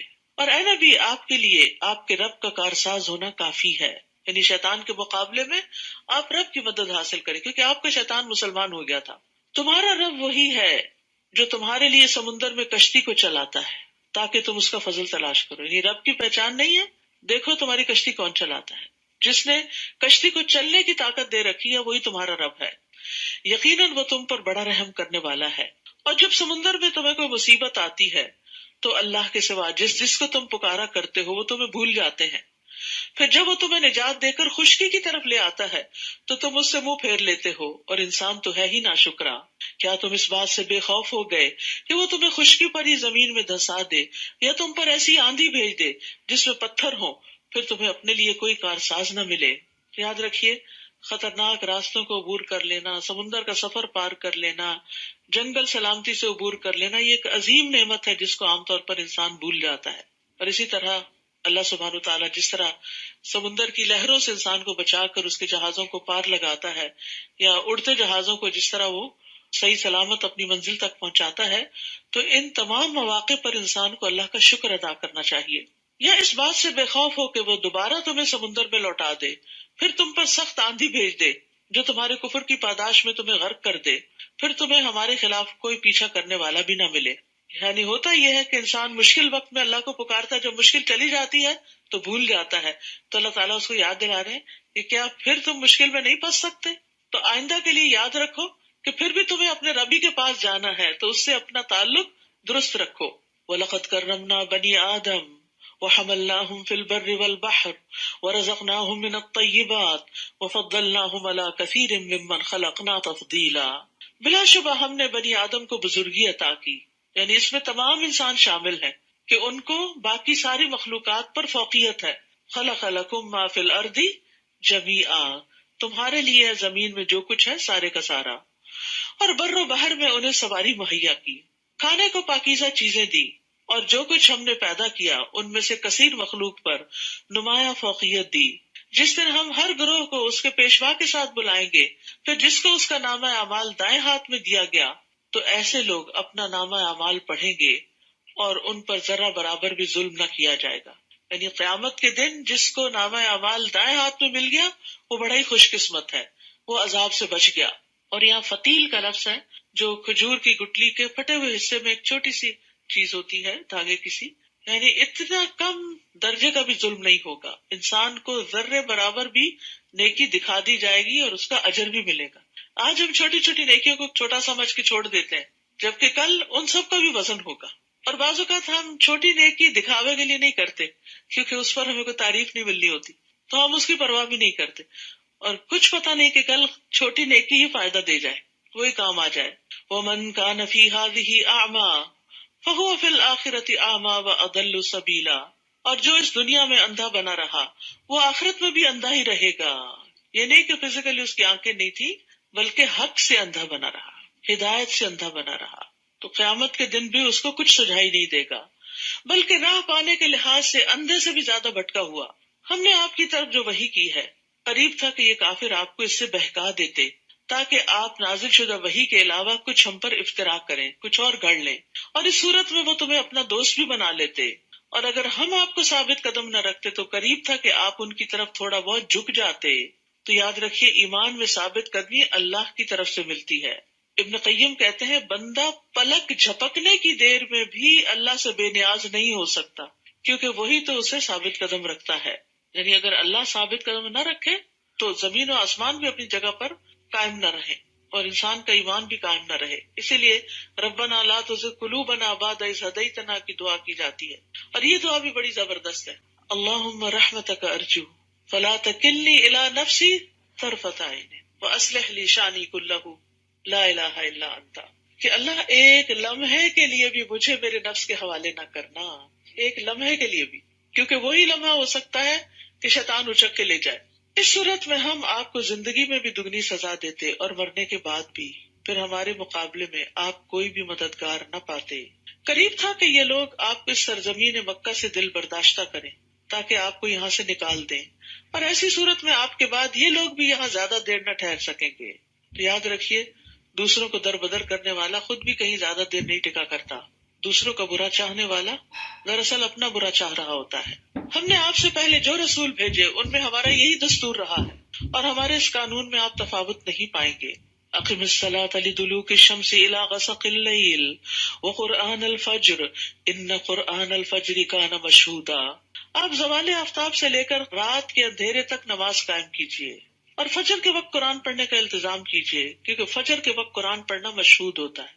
مشہود ہونے کا مطلب کیا ہے کہ اس وقت فرشتے حاضر ہوتے ہیں. یہاں قرآن الفجر سے مراد فجر کی نماز ہے جس میں طویل قرات کی جاتی. یہ تو آپ کو معلوم ہوگا کہ سارے دن کی نمازوں کے مقابلے میں فجر کی اگرچہ رکعتیں 2 ہیں لیکن ان میں تلاوت لمبی کرنی چاہیے. امام تو کرتے ہی ہیں، لیکن آپ سب بھی اپنے دن میں جتنی صورتیں نماز میں پڑھتے ہیں ان کے مقابلے میں فجر کی نماز میں زیادہ لمبی صورت پڑھیں. لیکن بہت سے لوگ جن کو پھر نیند آتی ہے تو وہ چھوٹی سی صورت پڑھ کے بس سونے کی کرتے ہیں کہ پھر اٹھ کے کام پہ جانا ہے. لیکن جب ویکینڈ ہو کم از کم اس وقت اہتمام کریں. جمعے کے دن تو آپ صلی اللہ علیہ وسلم پہلی رکعت میں الف لام میم السجدہ اور دوسری رکعت میں سورۃ الدہر پڑھا کرتے تھے. ہم نے آپ سے پہلے جو رسول بھی بھیجے ہیں ان میں ہمارا یہی دستور رہا ہے، اور ہمارے اس قانون میں آپ تفاوت نہیں پائیں گے. تو یاد رکھیے کہ فجر کے وقت فرشتوں کی حاضری ہوتی ہے. نبی صلی اللہ علیہ وسلم نے فرمایا رات کے فرشتے اور دن کے فرشتے فجر کی نماز میں جمع ہوتے ہیں. اور ابو ہریرہ نے کہا اگر تم چاہو تو یہ آیت پڑھ لو، یعنی اسی آیت کو پڑھ کے بتایا. اس کے علاوہ بھی قرآن کی تلاوت کرنے کا بہترین وقت جو ہے وہ دن کا آغاز ہے، یعنی فجر کے بعد ہے. اس وقت پڑھنے کی ہیبٹ بنانی چاہیے، چاہے تھوڑا سا ہی انسان کیوں نہ پڑھے، یا پھر اگر نماز میں لمبا پڑھ چکا ہے تو بھی انشاءاللہ وہ اس کے قائم مقام ہو جائے گا. اور رات کو آپ تہجد کی نماز ادا کیجیے. یہ آپ کے لیے زائد نماز ہے، یعنی نبی صلی اللہ علیہ وسلم کے لیے فرض تھی، امت کے لیے نفل ہے. این ممکن ہے آپ کا رب آپ کو مقام محمود پر فائز کرے. تو مقام محمود کیا ہے؟ نبی صلی اللہ علیہ وسلم نے فرمایا لوگوں کو قیامت کے دن اٹھایا جائے گا، میں اور میری امت ایک ٹیلے پر ہوں گے، اور میرا رب مجھے سبز رنگ کی پوشاک پہنائے گا. پھر مجھے اجازت دی جائے گی اور میں وہ کہوں گا جو اللہ چاہے گا. بس یہی مقام محمود ہے، یعنی اس وقت ساری مخلوق کی زبان سے آپ کی تعریف جاری ہو جائے گی. تو جو شخص اذان سن کے یہ دعا پڑھتا ہے اللہم رب ھذہ الدعوۃ التامہ والی، تو قیامت کے دن اس کو نبی صلی اللہ علیہ وسلم کی شفاعت ملے گی. اور یہاں ایک اور بات بھی ہے کہ تہجد جو ہے وہ رات کے نوافل کو کہتے ہیں. اس کے لیے جو ایک عام نام ہے، جنیرک ہے، وہ ہے قیام اللیل. رات کے شروع میں پڑھیں، تھوڑی دیر ٹھہر کے پڑھیں، سحری کے وقت پڑھیں، سبھی کو قیام اللیل کہا جاتا ہے. ٹھیک ہے، اور سب کو ہی اجر ہے. لیکن نبی صلی اللہ علیہ وسلم کا طریقہ رات کے آخری حصے میں نماز پڑھنے کا تھا، یعنی پچھلی رات، جس کو سحر کا وقت کہتے ہیں۔ اور تہجد کیوں کہتے ہیں؟ تہجد کہتے ہیں نیند توڑ کے اٹھنا۔ جو نماز نیند توڑ کے اٹھ کے پڑھی جاتی ہے وہ خاص طور پر تہجد اس نماز کے لیے ہے، لیکن رات کی ساری نمازوں میں سے کسی وقت کی نماز بھی جو ہے اس کو تہجد کہا جا سکتا ہے۔ یعنی آپ عشاء کے ساتھ بھی تہجد پڑھ کے سو سکتے ہیں، چاہے آپ ابھی سوئے نہیں، کچھ نوافل ایکسٹرا پڑھ لیں، آپ کے تہجد ہو جائیں گے، کیونکہ کچھ لوگ دوبارہ نہیں اٹھ سکتے۔ کچھ لوگ سوتے ہیں عشاء کے بعد، پھر درمیان میں اٹھتے ہیں اور پھر پڑھ کے پھر سو جاتے ہیں اور پھر دوبارہ اٹھتے ہیں۔ تو جو بھی طریقہ جس کو سوٹ کرتا ہو، لیکن فرض نمازوں کے بعد یہ ایک بڑی فضیلت والی نماز ہے، رات کے وقت اٹھ کے نوافل پڑھنا، اور اس میں دعائیں بھی قبول ہوتی ہیں۔ اب بہت سے لوگ سوال کرتے ہیں تراویح فرض ہے، تراویح سنت موقدہ ہے، تراویح کیا ہے؟ بھئی نفل نماز ہے، پڑھو گے تو بہت بڑا اجر ہے۔ من قام رمضان ایمانا واحتسابا غفر له ما تقدم من ذنبه، جو رمضان کی راتوں کو قیام کرے گا ایمان اور ثواب کی نیت سے، اس کے پچھلے سارے گناہ معاف ہو جائیں گے۔ تو یہ گناہوں کی معافی کا ذریعہ بھی ہے۔ وقل رب ادخلنی مدخل صدق واخرجنی مخرج صدق واجعل لی من لدنک سلطانا نصیرا۔ اور دعا کیجئے، اے میرے رب جہاں بھی تو مجھے لے جائے سچائی کے ساتھ لے جا، اور جہاں سے نکالے تو سچائی کے ساتھ نکال، اور اپنے ہاتھ سے ایک اقتدار کو میرا مددگار بنا دے۔ وَقُلْ جَاءَ الْحَقُّ وَزَهَقَ الْبَاطِلُ إِنَّ الْبَاطِلَ كَانَ زَهُوقًا، اور کہہ دیجئے کہ حق آ گیا اور باطل چلا گیا، بے شک باطل جانے والا ہی ہے۔ وَنُنَزِّلُ مِنَ الْقُرْآنِ مَا هُوَ شِفَاءٌ وَرَحْمَةٌ لِّلْمُؤْمِنِينَ وَلَا يَزِيدُ الظَّالِمِينَ إِلَّا خَسَارًا، اور قرآن میں ہم جو کچھ نازل کرتے ہیں وہ مومنوں کے لیے تو شفا اور رحمت ہے، مگر ظالموں کے خسارے ہی میں اضافہ کرتا ہے۔ اللہ اکبر۔ جو ایمان رکھتے ہیں قرآن ان کے حق میں شفا ہے، اور ہر طرح کی بیماریوں سے شفا ہے، اور رحمت کا باعث بھی ہے، یعنی قرآن سے برکتیں اور رحمتیں آتی ہیں ان کی زندگی میں۔ لیکن جو ظالم ہیں، جو اس پر ایمان نہیں رکھتے یا ایمان رکھ کر پھر اس کے اندر سے نقص نکالتے ہیں، ان کے لیے پھر یہ نقصان میں ہی اضافہ کرتا ہے۔ ان کو قرآن سے ہدایت نہیں ملتی بلکہ وہ اور زیادہ دور چلے جاتے ہیں ہدایت سے۔ مجاہد اور قتادہ کہتے ہیں جو بھی اس قرآن کے ساتھ مجلس اختیار کرتا ہے، اکیلے یا سب کے ساتھ مل کے، جیسے ہم یہاں بیٹھے ہوئے ہیں، تو جب وہ اٹھ کر جاتا ہے یا تو وہ اضافے کے ساتھ اٹھتا ہے یا کمی کے ساتھ اٹھتا ہے، یعنی آ کر کچھ لے کے جاتا ہے یا پھر پہلا بھی گنوا کے جاتا ہے۔ یہ اللہ کا وہ فیصلہ ہے جو اس نے کیا کہ یہ ایمان والوں کے لیے سراسر شفا اور رحمت ہے، اور وہ ظالموں کو خسارے کے سوا کسی چیز میں زیادہ نہیں کرتا۔ اور یہ جہاں تک شفا کی بات ہے تو اللہ کی کتاب سے علاج کرنے میں کوئی حرج نہیں، خاص طور پر سورۃ الفاتحہ کو لازم پکڑ جب بیمار ہو، اور عام طور پر بھی اپنے اوپر سورۃ فاتحہ پڑھ کے دم کر سکتے ہیں، بچوں پہ کر سکتے ہیں۔ حضرت عائشہ سے مروی ہے کہ رسول اللہ صلی اللہ علیہ وسلم ایک مرتبہ ان کے پاس تشریف لائے تو دیکھا ایک عورت عائشہ رضی اللہ تعالیٰ کا علاج کر رہی ہے یا ان کو دم کر رہی ہے۔ آپ نے اس سے فرمایا کتاب اللہ کے ساتھ اس کا علاج کرو۔ پہلے بھی آپ کو بتایا گیا تھا آیات شفا کا، اور پھر نبی صلی اللہ علیہ وسلم نے شفا کے لیے جو مسنون اذکار ہمیں بتایا وہ سب ایک کتاب میں اور پمفلٹ اور کارڈ میں جمع کر دیے گئے ہیں۔ تو جب بھی کوئی بیمار ہو تو دوا لیں، اچھی تیمارداری کریں مریض کی، لیکن اس میں سب سے بہترین تیمارداری کیا ہے کہ آپ اس پر قرآن پڑھ کر دم کریں۔ اور اسی طرح یہاں یہ کہا گیا کہ ظالموں کے خسارے میں اضافہ کرتا ہے، تو ہمیں اپنے آپ کو ظلم سے بچانا چاہیے۔ ظلم کرنے والے قرآن سے فائدہ نہیں اٹھا سکتے۔ ظلم کیا ہے؟ کسی کو اس کے حق سے محروم کر دینا، چاہے ایک ماں جو بچے کو دودھ نہ پلا کے اس کے حق سے محروم کرتی ہے، یا کسی سے کوئی کام لے کر اس کو پوری اجرت نہ دینا جو اس سے طے کی گئی ہو، یا اسی طرح کی اور بھی گھریلو زندگی میں آپ مثالیں دیکھ سکتے ہیں کہ جیسے شوہر کا حق نہ دینا، شوہر کا بیوی کو حق نہ دینا، بچوں کو اگنور کر دینا، ان کی ضروریات پوری نہ کرنا، ان کی صحیح تربیت نہ کرنا، ان کے اندر ایمان نہ پیدا کرنا۔ تو ظلم کی کئی قسمیں ہیں، کل بھی میں نے 3 قسمیں بتائی تھی، اللہ اور بندے کے بیچ میں، بندوں اور بندوں کے بیچ میں، اور اللہ کے بارے میں، یعنی جیسے شرک۔ تو جو ظالم ہوتے ہیں، یعنی توبہ نہیں کرتے، دوسروں پر زیادتی کرتے ہیں، قرآن ان کو فائدہ نہیں دیتا۔ اور جب ہم انسان پر انعام کرتے ہیں تو وہ منہ پھیرتا ہے اور اپنا پہلو موڑ لیتا ہے، نعمتیں جب ملتی ہیں تو بے وفائی کرتا ہے، اور جب اسے کوئی مصیبت پڑتی ہے تو مایوس ہو کے رہ جاتا ہے۔ لیکن مومن کیا کرتا ہے؟ نعمت ملتی ہے تو شکر کرتا ہے، مصیبت آتی ہے تو صبر کرتا ہے۔ قُلْ كُلٌّ يَعْمَلُ عَلَىٰ شَاكِلَتِهِ فَرَبُّكُمْ أَعْلَمُ بِمَنْ هُوَ أَهْدَىٰ سَبِيلًا۔ آپ ان سے کہیے ہر کوئی اپنی طبیعت یا سوچ کے مطابق عمل کرتا ہے، لہذا تمہارا رب ہی خوب جانتا ہے کہ کون زیادہ سیدھی راہ چل رہا ہے۔ وَيَسْأَلُونَكَ عَنِ الرُّوحِ، لوگ آپ سے روح کے بارے میں پوچھتے ہیں کہ یہ ہمارے اندر کہاں سے آ گئی۔ آپ ان سے کہیے روح میرے رب کا حکم ہے، اور تمہیں علم میں سے بہت تھوڑا دیا گیا، تم یہ ساری باتیں سمجھ ہی نہیں سکتے۔ اب دیکھیے کہ سرٹن چیزوں کو سمجھنے کے لیے ایک سرٹن لیول کا علم ہونا ضروری ہے۔ مثال کے طور پر کسی مریض کے مرض کو پہچاننے کے لیے ڈاکٹر بننا ضروری ہے۔ ایک سرٹن لیول کا آپ کے پاس علم نہ ہو تو آپ اس بیماری کو نہیں سمجھ سکتے، صحیح طور پر ڈائگنوز نہیں کر سکتے، صحیح تشخیص نہیں کر سکتے۔ تو اسی طرح روح کے مسئلے کو سمجھنے کے لیے آپ کے پاس ایک سرٹن لیول کا علم ہونا چاہیے۔ وہ ہے ہی نہیں، وہ دنیا میں نہیں ہے، تو کہاں سے حاصل کرو گے اور کہاں سے روح کو سمجھو گے؟ تو اس لیے فی الحال دنیا میں یہ بس اتنا ہی جان لو کہ یہ رب کے امر سے آتی ہے تمہارے اندر، اور جب رب کا امر آتا ہے تو چلی بھی جاتی ہے۔ نہ ہم اس کے آنے پہ کوئی کنٹرول رکھتے کہ ہم نے نہیں آنے دینا، اور نہ اس کے جانے پر۔ یہ آزاد پنچھی ہے، اللہ کے حکم سے ہی ہے، آتی ہے تو زندگی لاتی ہے اور جاتی ہے تو زندگی بجھ جاتی ہے۔ اور جو کچھ ہم نے آپ کی طرف وحی کی، اگر ہم چاہیں تو اسے لے جائیں، پھر ہمارے مقابلے میں آپ کو کوئی ایسا مددگار نہ ملے جو اسے واپس لا سکے، الا یہ کہ آپ کا رب ہی مہربانی فرما دے، کیونکہ آپ پر اس کا بہت بڑا فضل ہے۔ آپ ان سے کہیے کہ اگر تمام انسان اور جن سب مل کر قرآن جیسی کوئی چیز بنا لائے تو نہ لا سکیں گے، خواہ وہ سب ایک دوسرے کے مددگار ہی کیوں نہ ہو۔ میں نے جیسے پہلے عرض کیا تھا نا کہ سورۃ بنی اسرائیل جو ہے اس میں قرآن کا ذکر بہت آتا ہے۔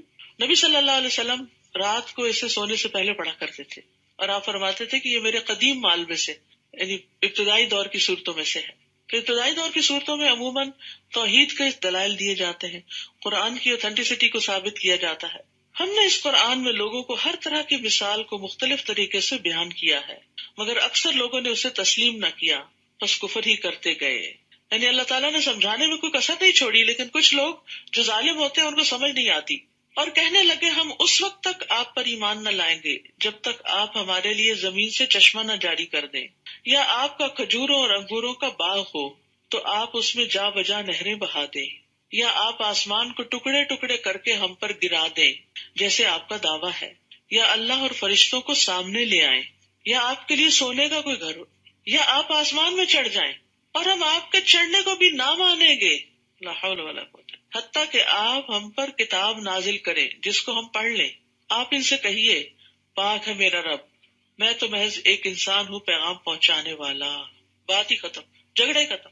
بعض اوقات ایسا ہوتا ہے زندگی میں کہ کوئی شخص آپ سے بے پناہ حجتیں کرتا ہے، یہ بھی غلط ہے، یہ کیوں ہے، یہ کیوں ہے، یہ کیوں ہے، تو آپ اس کے جواب میں ایک بات سے اپنی بات ختم کر سکتے۔ ضروری نہیں ہوتا کہ ہر وقت دوسروں کو بہت لمبے چوڑے دلائل سے سمجھایا جائے۔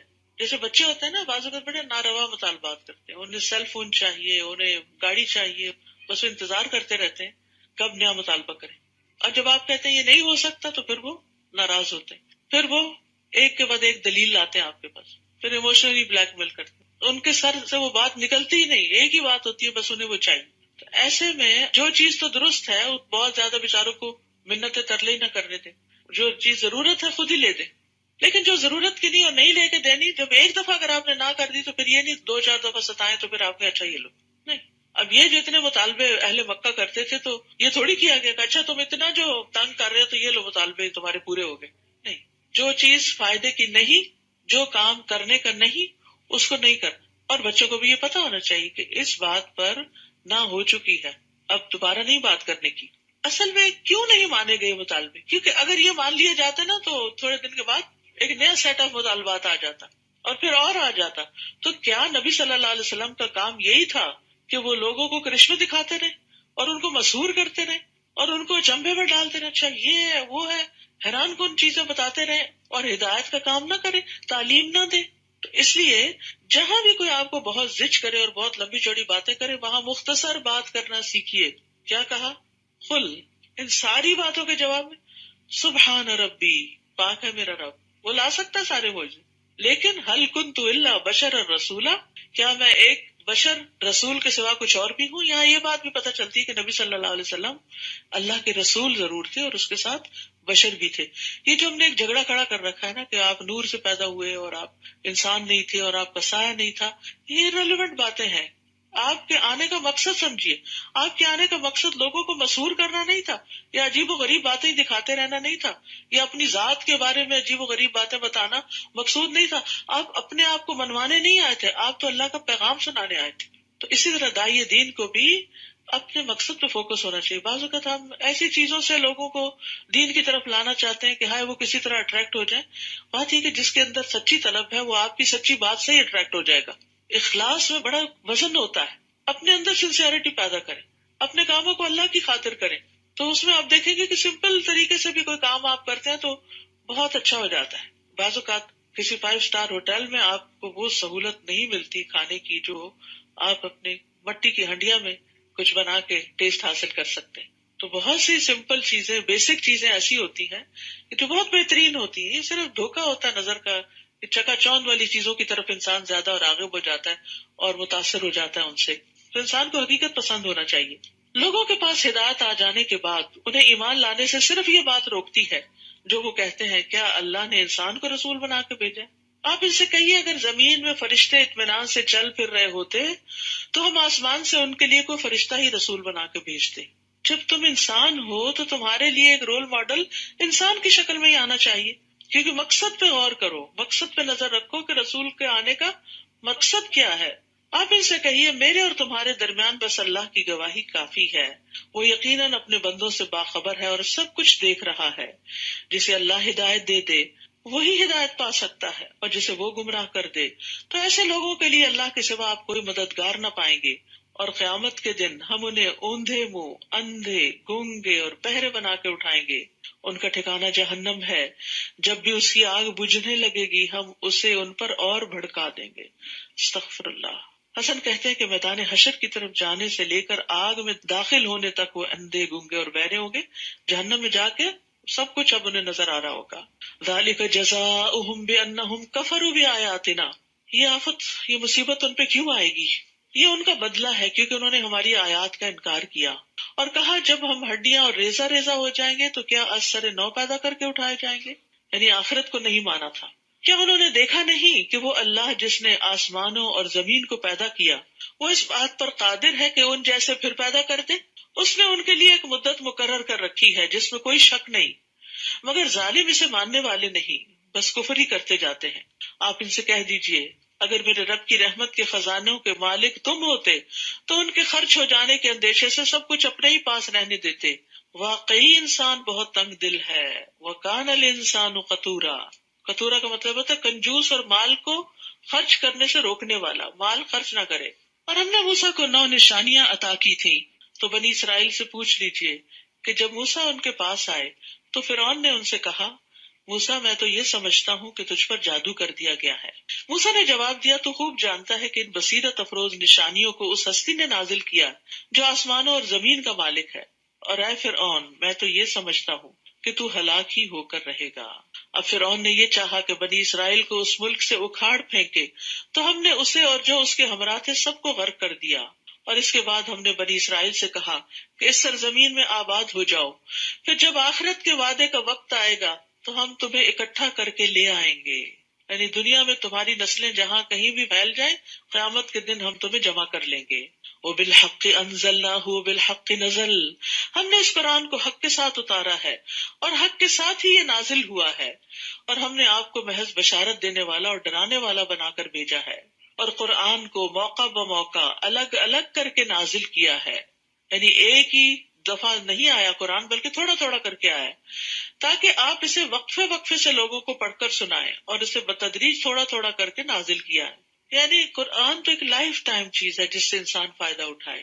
ٹھیک ہے، رمضان میں نبی صلی اللہ علیہ وسلم کا طریقہ یہ تھا کہ پورے قرآن کا دور کرتے تھے، یعنی پوری ریویژن ہو جاتی تھی کیونکہ قرآن نازل ہی اس مہینے میں ہوا ہے. لیکن رمضان گزر جائے تو پھر اتنا نہیں تو تھوڑا تھوڑا تھوڑا تھوڑا انسان اس کے ساتھ اپنا تعلق قائم رکھے تاکہ آب حیات ملتی رہے. آپ ان سے کہیے تم اس پر ایمان لاؤ یا نہ لاؤ، اس سے پہلے جن لوگوں کو علم دیا گیا ہے جب انہیں یہ قرآن پڑھ کر سنایا جاتا ہے، پھر قرآن کی بات ہوئی تو وہ ٹھوڑیوں کے بل سجدے میں گر پڑتے ہیں. یعنی ٹھوڑی کے بل کا مطلب یہ نہیں کہ زمین پہ اپنی ٹھوڑی رکھ دیتے ہیں جیسے پیشانی رکھی جاتی ہے، یعنی ماتھے سے سجدہ کرنے کے بجائے ٹھوڑی پہ کر رہے ہوتے ہیں.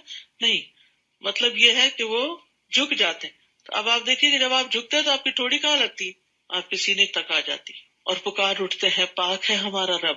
یقیناً ہمارے رب کا وعدہ تو پورا ہو کر ہی رہنا ہے. اور وہ ٹھوڑیوں کے بل روتے ہوئے گر پڑتے ہیں. اور یہ قرآن ان کے خشوع کو اور بڑھا دیتا ہے. جو بھی علم رکھتا ہے اس پر لازم ہے کہ وہ اس مقام تک پہنچے کہ قرآن سنتے ہوئے اس میں خشوع و خضوع اور عاجزی ہو. ہر قرآن پڑھنے سننے والے کے اندر یہ عاجزی آنی ضروری ہے کہ وہ پڑھتے پڑھتے پکار اٹھے رب کو اور رو پڑے. یعنی قرآن ہمارے جذبات کی تسکین بھی کرتا ہے. مسند دارمی میں ابو محمد تیمی روایت کرتے ہیں، جسے ایسا علم دیا گیا جو اسے رونے پہ مجبور نہیں کرتا، وہ اس لائق ہے کہ اسے علم ہی نہ دیا جاتا. کیونکہ اللہ تعالیٰ نے علماء کی یہ صفت بیان کی ہے، علم والے قرآن پڑھ کے سن کے ان کی آنکھیں بھیگ جاتی ہیں، ان کی آنکھوں میں آنسو آ جاتے ہیں. نجاشی کے بارے میں 7ویں پارے کے شروع میں آپ نے پڑھا تھا، ترى اعینہم تفیض من الدمع مما عرفوا من الحق. نبی صلی اللہ علیہ وسلم نے ایک دفعہ عبداللہ بن مسعود سے کہا کہ تم مجھے قرآن پڑھ کر سناؤ، تو انہوں نے سورۃ النساء کی آیات تلاوت کی. تو جب اس آیت پہ پہنچے فَكَيْفَ إِذَا جِئْنَا مِن كُلِّ أُمَّةٍ بِشَهِيدٍ آخر تک، تو کہتے میں نے اپنا سر اٹھایا. نبی صلی اللہ علیہ وسلم اس وقت رو رہے تھے، یعنی عبداللہ بن مسعود تو پڑھ رہے تھے، تو کسی آدمی نے ان کو ٹھوکا دیا کہ دیکھو نبی صلی اللہ علیہ وسلم رو رہے ہیں. تو پھر وہ کہتے ہیں کہ میں نے سر اٹھایا تو دیکھا کہ آپ کے آنسو بہ رہے ہیں. تو خود نبی صلی اللہ علیہ وسلم بھی قرآن پڑھ کر سن کر رویا کرتے تھے. تو ہم سب کو بھی اس کی کوشش کرنی چاہیے. اگر رونا نہیں بھی آتا تو رلانا چاہیے، جہنم کی آیتیں پڑھ کے یا کسی بھی طرح کہیں نہ کہیں، کبھی سنتے ہوئے تراویح میں، کبھی دن کو تلاوت کرتے ہوئے، کبھی قرآن کی مجلس میں، کسی نہ کسی جگہ دل نرم ہونے چاہیے. کہ قرآن سے اگر دل نرم نہیں ہوتے تو یہ صرف کوئی انٹلیکچوئل ایکٹیویٹی نہیں ہے. جس سے پہلے میں نے عرض کیا تھا نا، حضرت عمر جو تھے وہ نماز پڑھاتے ہوئے رویا کرتے تھے، اور پچھلی صفوں کے لوگ ان کے آہو بکا سن لیتے تھے. آپ ان سے کہہ دیجئے اللہ کہہ کے پکارو یا رحمان کہہ کر، جو نام بھی تم پکارو گے اس کے سبھی نام اچھے ہیں. اور آپ اپنی نماز نہ زیادہ بلند آواز سے پڑھیے نہ بالکل پست آواز سے، بلکہ ان کے درمیان اوسط درجے کا لہجہ اختیار کیجیے. وَقُلِ الْحَمْدُ لِلَّهِ الَّذِي لَمْ يَتَّخِذْ وَلَدًا اور کہہ دیجیے ہر طرح کی تعریف اللہ ہی کے لیے ہے جس نے کسی کو بیٹا نہیں بنایا، نہ بادشاہی میں اس کا کوئی شریک ہے، اور نہ ہی ناتوانی کی وجہ سے کوئی اس کا مددگار ہے. وَكَبِّرْهُ تَكْبِيرًا اور اس کی خوب خوب بڑائی بیان کیجیے. سورۃ الکہف. بسم اللہ الرحمن الرحیم. الحمد للہ الذی انزل على عبده الكتاب ولم يجعل له عوجا قيما لينذر بأسا شديدا من لدنه ويبشر المؤمنين الذين يعملون الصالحات أن لهم أجرا حسنا ماكثين فيه أبدا وينذر الذين قالوا اتخذ الله ولدا. سورۃ الکہف نور دینے والی سورت ہے. جو شخص جمعہ کے دن سورۃ الکہف پڑھتا ہے تو وہ 2 جمعوں کے درمیان اس کے لیے نور روشن کر دیتی ہے. رسول اللہ صلی اللہ علیہ وسلم نے فرمایا، جس نے سورۃ الکہف کی تلاوت ایسے کی جیسے وہ نازل ہوئی، یعنی صحیح طریقے سے پڑھا اس کو، تو یہ اس کے لیے قیامت کے دن اس کی اقامت گاہ سے مکہ تک نور کا سبب بنے گی. اور جس نے اس سورت کی آخری 10 آیتیں پڑھی پھر دجال نکل آیا تو اس کو کوئی نقصان نہ دے گا. نبی صلی اللہ علیہ وسلم نے فرمایا، جو آدمی سورۃ الکہف کی ابتدائی 10 آیتیں یاد کر لے گا وہ دجال کے فتنے سے محفوظ رہے گا. شروع کرتی ہوں اللہ کے نام سے جو بے انتہا مہربان نہایت رحم فرمانے والا ہے. سب تعریف اللہ کے لیے ہے جس نے اپنے بندے پر یہ کتاب یعنی قرآن نازل کیا اور اس میں کوئی کجی نہیں رکھی. یہ سیدھا رستہ بتانے والی کتاب ہے تاکہ لوگوں کو اللہ کے سخت عذاب سے ڈرائے، اور ایمان والوں کو جو نیک عمل کرتے ہیں یہ بشارت دے کہ ان کے لیے اچھا اجر ہے جس میں وہ ہمیشہ رہا کریں گے. اور ان لوگوں کو ڈرائے جو کہتے ہیں کہ اللہ نے کسی کو بیٹا بنا لیا. اس بات کا نہ انہیں خود کچھ علم ہے نہ ان کے باپ دادا کو تھا. بہت ہی سخت بات ہے جو ان کے منہ سے نکلتی ہے. جو کچھ وہ کہتے ہیں سراسر جھوٹ ہے. آپ شاید ان کے پیچھے اپنے آپ کو ہلاک کر ڈالیں اس غم سے کہ یہ لوگ قرآن پر ایمان کیوں نہیں لاتے. یہ تھا نبی صلی اللہ علیہ وسلم کا غم، اور اتنا غم کہ گویا آپ اپنے آپ کو ہلاک کر ڈالیں. ہمارے غم کیا ہیں، پھر ہم اپنے آپ کو آپ کی امت میں سے قرار دیتے ہیں۔ جو کچھ زمین پر موجود ہے اسے ہم نے اس زمین کی زینت بنا دیا ہے تاکہ ہم انہیں آزمائیں کہ ان میں سے کون اچھے عمل کرتا ہے۔ یعنی دنیا میں اللہ نے طرح طرح کی اٹریکشن رکھ دی ہیں، لیکن ان سب میں ہمارا امتحان ہے کہ ان کے اندر رہتے ہوئے ہم اللہ کو کتنا یاد کرتے ہیں۔ یہ چیزیں ہمیں اللہ کی یاد دلاتی ہیں یا اللہ ہی سے غافل کر دیتی ہیں۔ یہ جو کچھ زمین پر ہے ہم اسے چٹیل میدان بنا دینے والے ہیں، یہ سب ختم ہو جائے گا۔ کیا آپ یہ سمجھتے ہیں کہ غار والوں اور قطبہ والوں کا معاملہ ہماری نشانیوں میں سے کوئی بڑی عجیب نشانی تھا؟ اصحاب الکہف کا قصہ یہاں بیان ہو رہا ہے۔ جب ان نوجوانوں نے غار میں پناہ لی تو کہنے لگے، اے ہمارے رب، اپنی جناب سے ہمیں رحمت عطا فرما اور اس معاملے میں ہمیں رہنمائی عطا کر۔ یہ کچھ نوجوان تھے جو ایمان لے آئے تھے، جو توحید پر تھے، جبکہ ان کے وقت کا بادشاہ اور سب لوگ جو تھے وہ شرک پر تھے اور شرک ہی کی طرف بلاتے تھے۔ تو انہوں نے اپنا دین بچانے کے لیے ہجرت کی تھی۔ ہجرت، چونکہ نبی صلی اللہ علیہ وسلم بھی ہجرت کرنے والے تھے تو اس موقع پر یہ صورتیں نازل ہوئی۔ تو اس سے یہ پتہ چلتا ہے کہ اگر کسی جگہ پر رہ کر انسان کا دین ایمان خطرے میں ہو تو اسے وہاں سے نکل جانا چاہیے، کیونکہ زمین وسیع ہے اور ایسی جگہ تلاش کرنی چاہیے جہاں وہ اللہ کی عبادت کر سکے اور اس جگہ پر نہ رہے جہاں اس کے لیے فتنہ ہو۔ ہم دیکھتے ہیں کہ ہر دور میں لوگوں نے دین کی خاطر اپنا گھر بار، رشتہ دار، اموال، اولاد سب کچھ چھوڑ دی۔ اسی طرح فتنوں سے بچنے کے لیے بھی رسول اللہ صلی اللہ علیہ وسلم نے فرمایا، وہ زمانہ قریب ہے جب مسلمان کا بہترین مال بکریاں ہوں گی جن کو لے کے وہ پہاڑوں کی چوٹیوں اور بارش کے مقامات کی طرف نکل جائے گا۔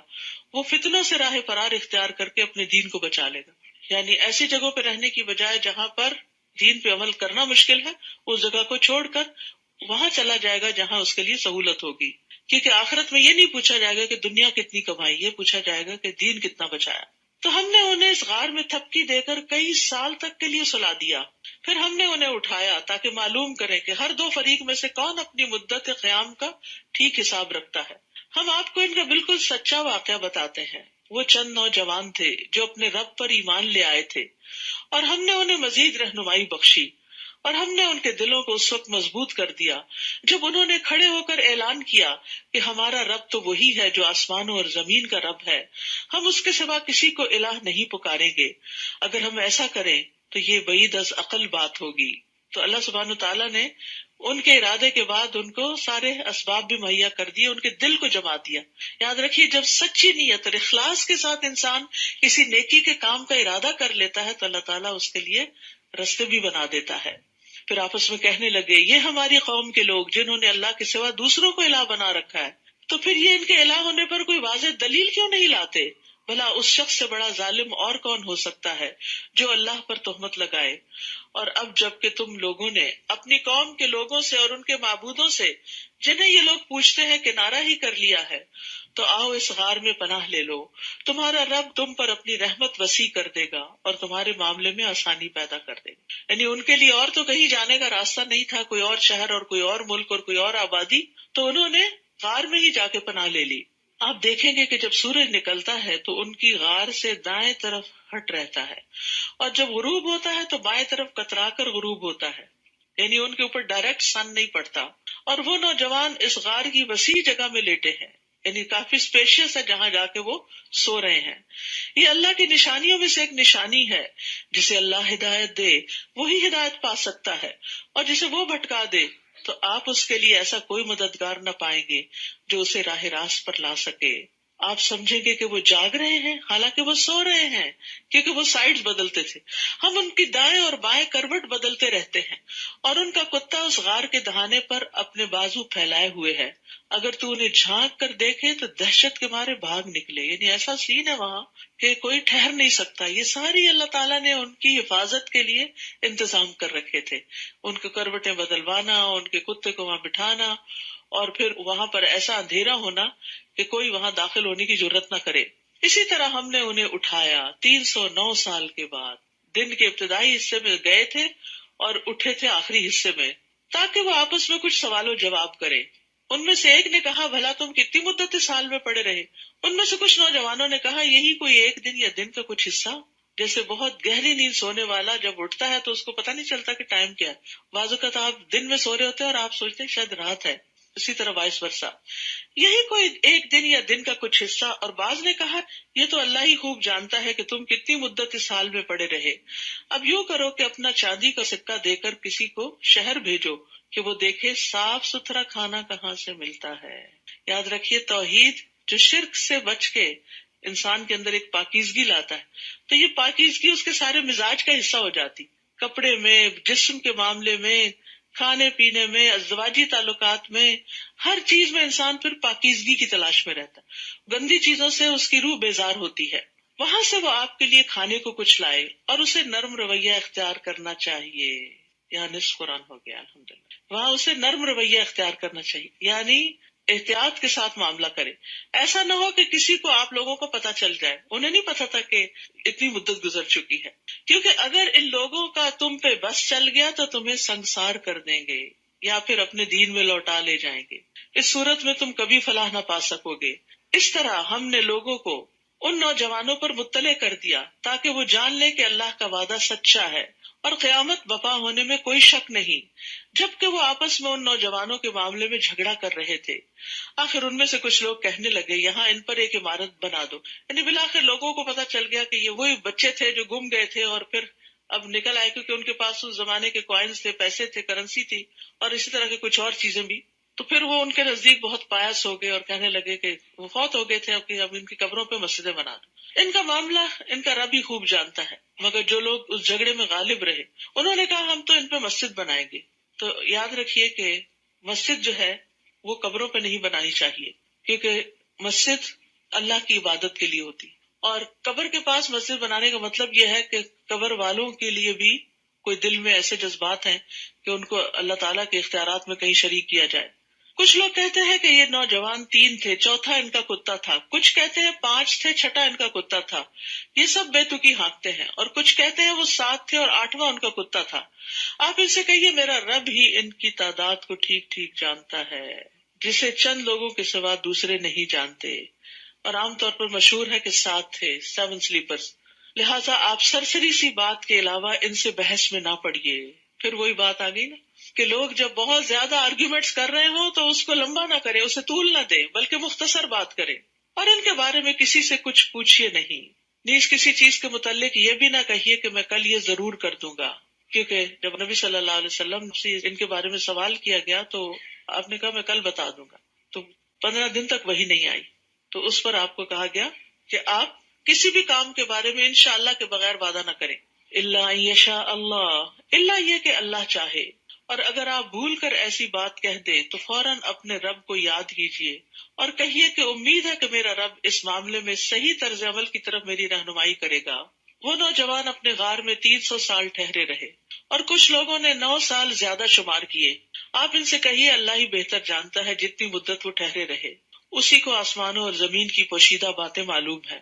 وہ کیا ہی خوب دیکھنے والا اور سننے والا ہے. ان چیزوں کا اللہ کے سوا کوئی کارساز اور منتظم نہیں، اور وہ اپنی حکومت میں کسی کو شریک نہیں کرتا. یہ بھی توحید کا حصہ ہے کہ ہر چیز پر اختیار صرف اللہ کا ہے. اے نبی، جو کچھ آپ کی طرف وحی کیا گیا ہے آپ اپنے رب کی کتاب میں سے انہیں وہ پڑھ کر سنا دیجئے. کوئی اس کے ارشادات کو بدل دینے کا مجاز نہیں. اگر کوئی ایسا کرے تو آپ اللہ کے سوا اس کے لیے کوئی جائے پناہ نہ پائیں گے. اور اپنے آپ کو ان لوگوں کے ساتھ مطمئن رکھیے جو صبح و شام اپنے رب کو پکارتے ہیں. نبی صلی اللہ علیہ وسلم کو تلقین کی جا رہی ہے کہ آپ غریب لوگوں کا ساتھ نہ چھوڑیے. کیسی صحبت ہونی چاہیے؟ ان لوگوں کی جو اللہ سے غافل نہ ہو، اللہ کو یاد کرتے رہیں اور وہ اس کی رضا چاہتے ہیں. آپ کی آنکھیں ان سے ہٹنے نہ پائیں، یعنی یہ آپ کی آنکھوں کے تارے ہونے چاہیے کہ دنیاوی زندگی کی زینت چاہنے لگے. یعنی یہ قربانیاں کر کے جو اپنا گھر بار چھوڑ کے یہاں بیٹھے ہیں اصحاب الصفہ، غریب مسلمان، آپ ان سے اپنی نگاہ نہیں پھیریں گے. نہ ہی آپ ایسے شخص کی باتیں مانیے جس کا دل ہم نے اپنے ذکر سے غافل کر دیا ہے. غافل شخص کی بات نہیں ماننی چاہیے، وہ اپنی خواہش پر چلتا ہے اور اس کا معاملہ حد سے بڑا ہوا ہے. پلیز آپ انہیں کہیے کہ حق تو وہ ہے جو تمہارے رب کی طرف سے آ چکا، اب جو چاہے اسے مان لے اور جو چاہے اس کا انکار کر دے. ہم نے ظالموں کے لیے ایسی آگ تیار کر رکھی ہے جس کی کناتیں اسے گھیرے ہوئے ہیں، اور اگر وہ پانی مانگیں گے تو انہیں پینے کو جو پانی دیا جائے گا وہ پگھلے ہوئے تانبے کی طرح گرم اور ان کے چہرے بھون ڈالے گا. استغفر اللہ. کبھی مائکرو ویو سے اچانک چائے نکال کے درجہ حرارت پتہ نہیں چلتا نا، کب ٹھنڈا ہی ہوتا ہے، انسان منہ میں ڈال بیٹھتا ہے تو کتنی تکلیف ہوتی ہے. کتنا برا ہے یہ مشروب اور کیسی بری ہے آرام گاہ. جو لوگ ایمان لائے اور نیک عمل کرتے رہے تو یقیناً ہم اس کا اجر ضائع نہیں کرتے جو اچھے کام کرتا ہو. یہی لوگ ہیں جن کے لیے ہمیشہ رہنے والے باغات ہیں جن کے نیچے نہریں بہ رہی ہیں. وہاں وہ سونے کے کنگنوں سے آراستہ کیے جائیں گے اور باریک ریشم اور اطلس کے سبز کپڑے پہنیں گے. وہاں وہ اونچی مسندوں پر تکیا لگا کے بیٹھیں گے. یہ کیسا اچھا بدلہ ہے اور کیسی اچھی آرام گاہ ہے. آپ ان سے ان 2 آدمیوں کی مثال بیان کیجئے جن میں سے ایک کو ہم نے انگور کے 2 باغ عطا کیے تھے اور ان کے گرد کھجور کے درختوں کی باڑ لگائی تھی اور ان دونوں کے درمیان قابل کاشت زمین بنائی تھی. یہاں ایک اور قصہ بتایا جا رہا ہے. یہ دونوں باغ اپنا پورا پھل لائے اور بارآور ہونے میں کوئی کسر نہ چھوڑی اور ان کے بیچوں بیچ ہم نے نہر جاری کر دی تھی. اسے ان درختوں کا پھل ملتا رہا تو ایک دن وہ گفتگو کے دوران اپنے ساتھی سے کہنے لگا میں تجھ سے زیادہ مالدار ہوں اور افرادی قوت بھی زیادہ رکھتا ہوں. میرے چاہنے والے بھی بڑے ہیں. یہی کہتے کہتے وہ اپنے باغ میں داخل ہوا اس حال میں کہ وہ اپنے اوپر ظلم کر رہا تھا اور کہنے لگا میں تو نہیں سمجھتا کہ یہ باغ کبھی اجڑ بھی سکتا ہے اور نہ ہی میں یہ گمان کرتا ہوں کہ قیامت قائم ہوگی. اور اگر مجھے اپنے رب کے ہاں پلٹا کر لے جایا بھی گیا تو میں یقیناً اس سے بہتر جگہ پاؤں گا. کیسے فریب میں ہوتا ہے انسان. غلط کام کرنے کے باوجود بھی وہ اپنے آپ کو حق پہ سمجھتا ہے. اس کے ہمسائے نے گفتگو کرتے ہوئے اس سے کہا کیا تو کفر کرتا ہے اس ذات سے جس نے تجھے مٹی سے اور پھر نطفے سے پیدا کیا اور تجھے ایک پورا آدمی بنا کھڑا کیا. رہی میری بات تو اللہ ہی ہے اور میں اس کے ساتھ کسی کو شریک نہیں بناتا. اور جب تو اپنے باغ میں داخل ہوا تو یہ کیوں نہ کہا کہ ماشاء اللہ لا قوت الا باللہ. وہی ہوتا ہے جو اللہ چاہتا ہے اور اللہ کی توفیق کے بغیر کسی کا کچھ زور نہیں. پیچھے انشاءاللہ کا سکھایا گیا اور یہاں ماشاء اللہ کا. یہ کلمات ہماری زندگی کا حصہ ہونے چاہیے. بھلا دیکھو اگر میں مال اور اولاد میں تم سے کمتر ہوں تو عین ممکن ہے کہ میرا رب مجھے تیرے باغ سے بہتر باغ عطا کر دے. کتنا آپٹیمسٹک اپروچ ہے. اور تیرے باغ پر آسمان سے کوئی آفت بھیج دے. یعنی یہ دن بدل بھی تو سکتے ہیں جس سے وہ چٹیل میدان بن کر رہ جائے, اس کا پانی گہرا چلا جائے اور تو پانی نکال بھی نہ سکے. آخر یوں ہوا کہ باغ کے پکے ہوئے پھل کو عذاب نے آ گھیرا اور جو کچھ وہ باغ پہ خرچ کر چکا تھا اس پر اپنے دونوں ہاتھ ملتا رہ گیا. وہ باغ اپنی چھتریوں پر گرا پڑا تھا. اب وہ کہنے لگا کاش میں نے اپنے رب کے ساتھ کسی کو شریک نہ کیا ہوتا. اللہ کے سوا کوئی جماعت ایسی نہ تھی جو اس کی مدد کرتی اور وہ خود بھی اس آفت کا مقابلہ نہ کر سکا. اب اسے معلوم ہوا کہ مکمل اختیار تو اللہ برحق کو ہے. وہی اچھا ثواب دینے والا اور انجام بخیر دکھانے والا ہے. اس سے کیا پتہ چلتا ہے کہ جو لوگ دولت پر بھروسہ کرتے ہیں تو دولت ڈھلتی چھاؤں ہوتی ہے. وہ کسی کی بھی وفادار نہیں ہوتی. مال کا مطلب بھی کیا ہوتا ہے؟ ڈھل جانے والا. اسے ہمیشہ آپ کے پاس نہیں رہنا. وہ کسی نہ کسی وجہ سے وہ آپ سے کسی اور کی طرف چلا جائے گا. اس لیے جب تک وہ آپ کے پاس ہے خوب فائدہ اٹھا لیں, آخرت بنا لیں. ریزن کے لیے دنیا کی زندگی کی مثال بیان کیجئے. جیسے ہم نے آسمان سے پانی برسایا جس سے زمین کی نباتات گھنی ہوئی, پھر وہ نباتات ایسا بھس بن گئی جسے ہوائیں اڑائے پھرتی ہیں, اور اللہ ہر چیز پر مکمل اختیار رکھتا ہے. یہاں دنیا کو پانی سے تشبیہ دی گئی ہے کیونکہ پانی بھی ایک حالت میں قائم نہیں رہتا, دنیا کی بھی ایک حالت نہیں رہتی, اور دنیا انسان کے لیے آزمائشوں کی جگہ بنی رہتی, تبدیلیوں کی جگہ. المال والبنون زینۃ الحیات الدنیا والباقیات الصالحات خیر عند ربک ثوابا وخیر املا. یہ مال اور بیٹے تو محض دنیا کی زندگی کی رونق ہیں, ورنہ آپ کے رب کے ہاں باقی رہنے والی نیکیاں ہی ثواب کے لحاظ سے بھی بہتر ہیں اور اچھی امیدیں لگانے کے لحاظ سے بھی. اور جس دن ہم پہاڑوں کو چلائیں گے اور آپ زمین کو بالکل چٹیل اور ہموار دیکھیں گے اور ہم لوگوں کو جمع کریں گے تو ان میں سے کسی کو بھی باقی نہیں چھوڑیں گے. قیامت کے دن کوئی بھی بچ کے نہیں جا سکے گا, کوئی کہیں بھی نہیں چھپ سکے گا, اور وہ اپنے رب کے حضور صف بستہ پیش کیے جائیں گے. تو اللہ تعالیٰ ان سے فرمائیں گے آخر تم ہمارے پاس اسی طرح آ گئے جیسے ہم نے پہلی بار تمہیں پیدا کیا تھا, بلکہ تم تو یہ سمجھے بیٹھے تھے کہ ہم نے تمہارے لیے کوئی وعدے کا وقت مقرر ہی نہیں کیا تھا. وعدے کا وقت سے مراد آخرت کا دن, اور نامہ اعمال ہر ایک کے سامنے رکھ دیا جائے گا. تو آپ مجرموں کو دیکھیں گے کہ وہ اعمال کے مدرجات سے ڈر رہے ہوں گے, کہیں گے ہائے ہماری کم بختی, اس کتاب نے نہ تو کوئی چھوٹی بات چھوڑی اور نہ ہی کوئی بڑی بات, سبھی کچھ ریکارڈ کر لیا, اور جو کام وہ کرتے رہے سب اس میں موجود پائیں گے, اور آپ کا رب کسی پر ذرا برابر بھی ظلم نہیں کرے گا. تو اس سے یہ پتہ چلتا ہے کہ انسان کے کبیرہ گناہوں کے علاوہ صغیرہ گناہ بھی لکھے جاتے ہیں, اور قیامت کے دن ذرا برابر بھی نیکی اور بدی انسان نے جو کی ہوگی وہ اس کے سامنے آ جائے گی. تو انسان چھوٹے گناہوں سے بھی بچے اور اللہ سے سوال کرے. وَإِذْ قُلْنَا لِلْمَلَائِكَةِ اسْجُدُوا لِآدَمَ فَسَجَدُوا إِلَّا إِبْلِيسَ كَانَ مِنَ الْجِنِّ فَفَسَقَ عَنْ أَمْرِ رَبِّهِ. اور وہ واقعہ یاد کرو جب ہم نے فرشتوں سے کہا کہ آدم کو سجدہ کرو تو ابلیس کے سوا سب نے سجدہ کیا، وہ جنوں میں سے تھا، اس لیے اپنے رب کے حکم سے سرتابی کی. کیا تم مجھے چھوڑ کر اسے اور اس کی اولاد کو اپنا دوست بناتے ہو حالانکہ وہ تمہارا دشمن ہے؟ یہ کیسا برا بدل ہے جسے ظالم لوگ اختیار کر رہے ہیں. میں نے تو انہیں نہ اس وقت گواہ بنایا تھا جب آسمان اور زمین پیدا کیے تھے، اور نہ اس وقت جب خود انہیں پیدا کیا تھا، اور میں گمراہ کرنے والوں کو اپنا مددگار بنانے والا بھی نہیں. اور جس دن اللہ مشرکوں سے فرمائے گا ان معبودوں کو تو بلاؤ جنہیں تم میرا شریک خیال کرتے تھے، وہ انہیں پکاریں گے تو صحیح مگر وہ معبود انہیں کوئی جواب نہ دیں گے، اور ہم ان کے درمیان ہلاکت کا گڑھا یعنی جہنم مشترک کر دیں گے. تو یاد رکھیے قیامت کے دن کوئی کسی کے کام نہیں آنے والا، اور مجرم جب دوزخ کو دیکھیں گے تو انہیں یقین ہو جائے گا کہ وہ اس میں گرنے والے ہیں اور اس سے بچاؤ کی کوئی راہ نہیں پائیں گے. اور ہم نے قرآن میں لوگوں کو طرح طرح کی مثالوں سے سمجھایا ہے، مگر انسان اکثر باتوں میں جھگڑالو واقع ہوا ہے، بحث کرنے لگتا ہے، کوئی نقص نکالنے لگتا ہے. اور جب لوگوں کے پاس ہدایت آ گئی تو انہیں اس پر ایمان لانے اور اپنے رب سے استغفار کرنے سے کس چیز نے روک دیا، سوائے اس کے کہ وہ اس بات کے منتظر ہیں کہ ان سے پہلے لوگوں کا سب معاملہ پیش آ جائے یا عذاب ان کے سامنے آ جائے. اکثر قوموں نے یہی حال کیا نا کہ انہوں نے عذاب کے آنے کا انتظار کیا اور اس سے پہلے مان کے نہ دیے.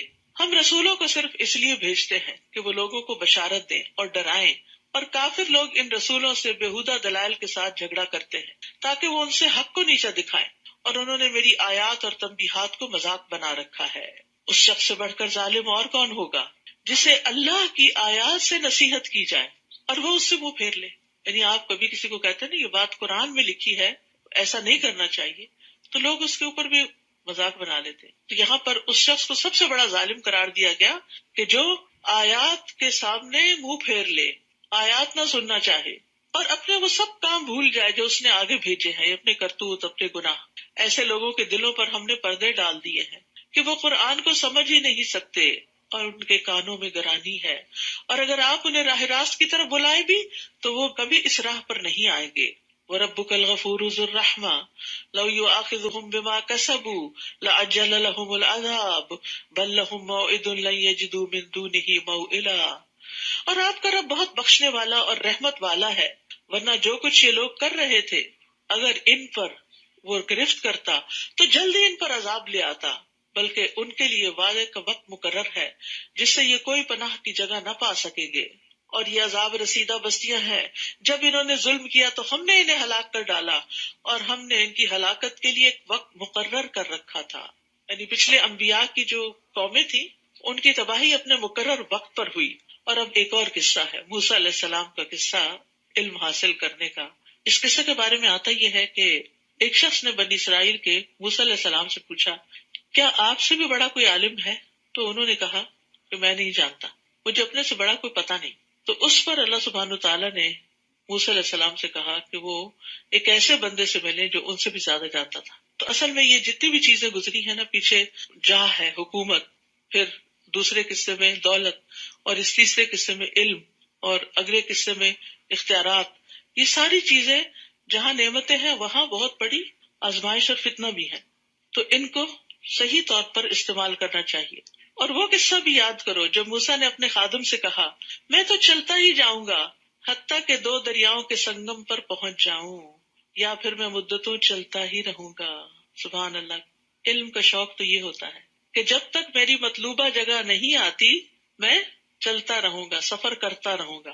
اور اس میں سمجھنے کی بات یہ بھی ہے کہ طالب علم کو اپنا علم بڑھانے کے لیے سفر کرنا چاہیے، حتیٰ کہ اگر وہ عالم بھی ہو جائے، کیونکہ موسیٰ علیہ السلام عالم تھے اور ان سے پوچھا گیا تھا کہ کوئی اور عالم بھی ہے، تو انہوں نے کہا نہیں، تو ان کو بھی کہا گیا کہ آپ اپنے آپ کو اور اپڈیٹ کر لیں اور آگے بڑھیں. اور آج کی ترقی یافتہ دنیا میں آپ دیکھیں کہ سارے جو سمجھدار علم والے ہوتے ہیں وہ مسلسل اپنے علم میں اضافہ کرتے ہیں. اور نبی صلی اللہ علیہ وسلم کو جو دعا سکھائی گئی تھی وہ کیا تھی؟ وَقُلْ رَبِّ زِدْنِی عِلْمًا. اور ہم دیکھتے ہیں کہ ہماری تاریخ ایسی مثالوں سے بھری پڑی ہے کہ جس میں لوگوں نے سال ہا سال علم کے لیے سفر کیے.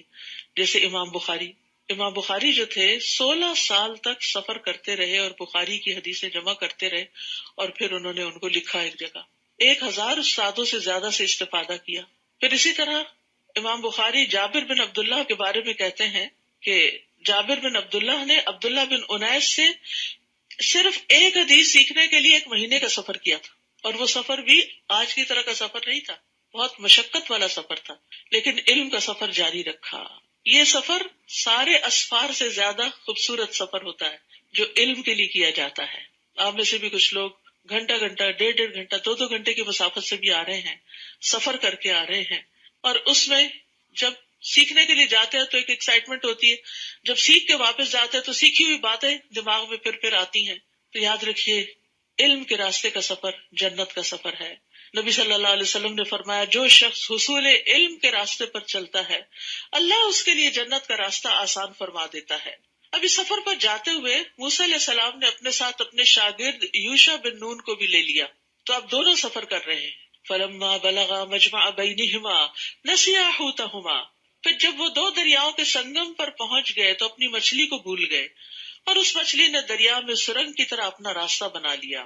پھر جب وہ وہاں سے آگے نکل گئے تو موسیٰ نے اپنے خادم سے کہا ہمارا کھانا لاؤ، اس سفر نے تو ہمیں بہت تھکا دیا ہے. تو کبھی کبھی سفر بہت تھکا بھی دیتا ہے اور اس کا اظہار بھی انسان کر لیتا ہے، تو کوئی بات نہیں.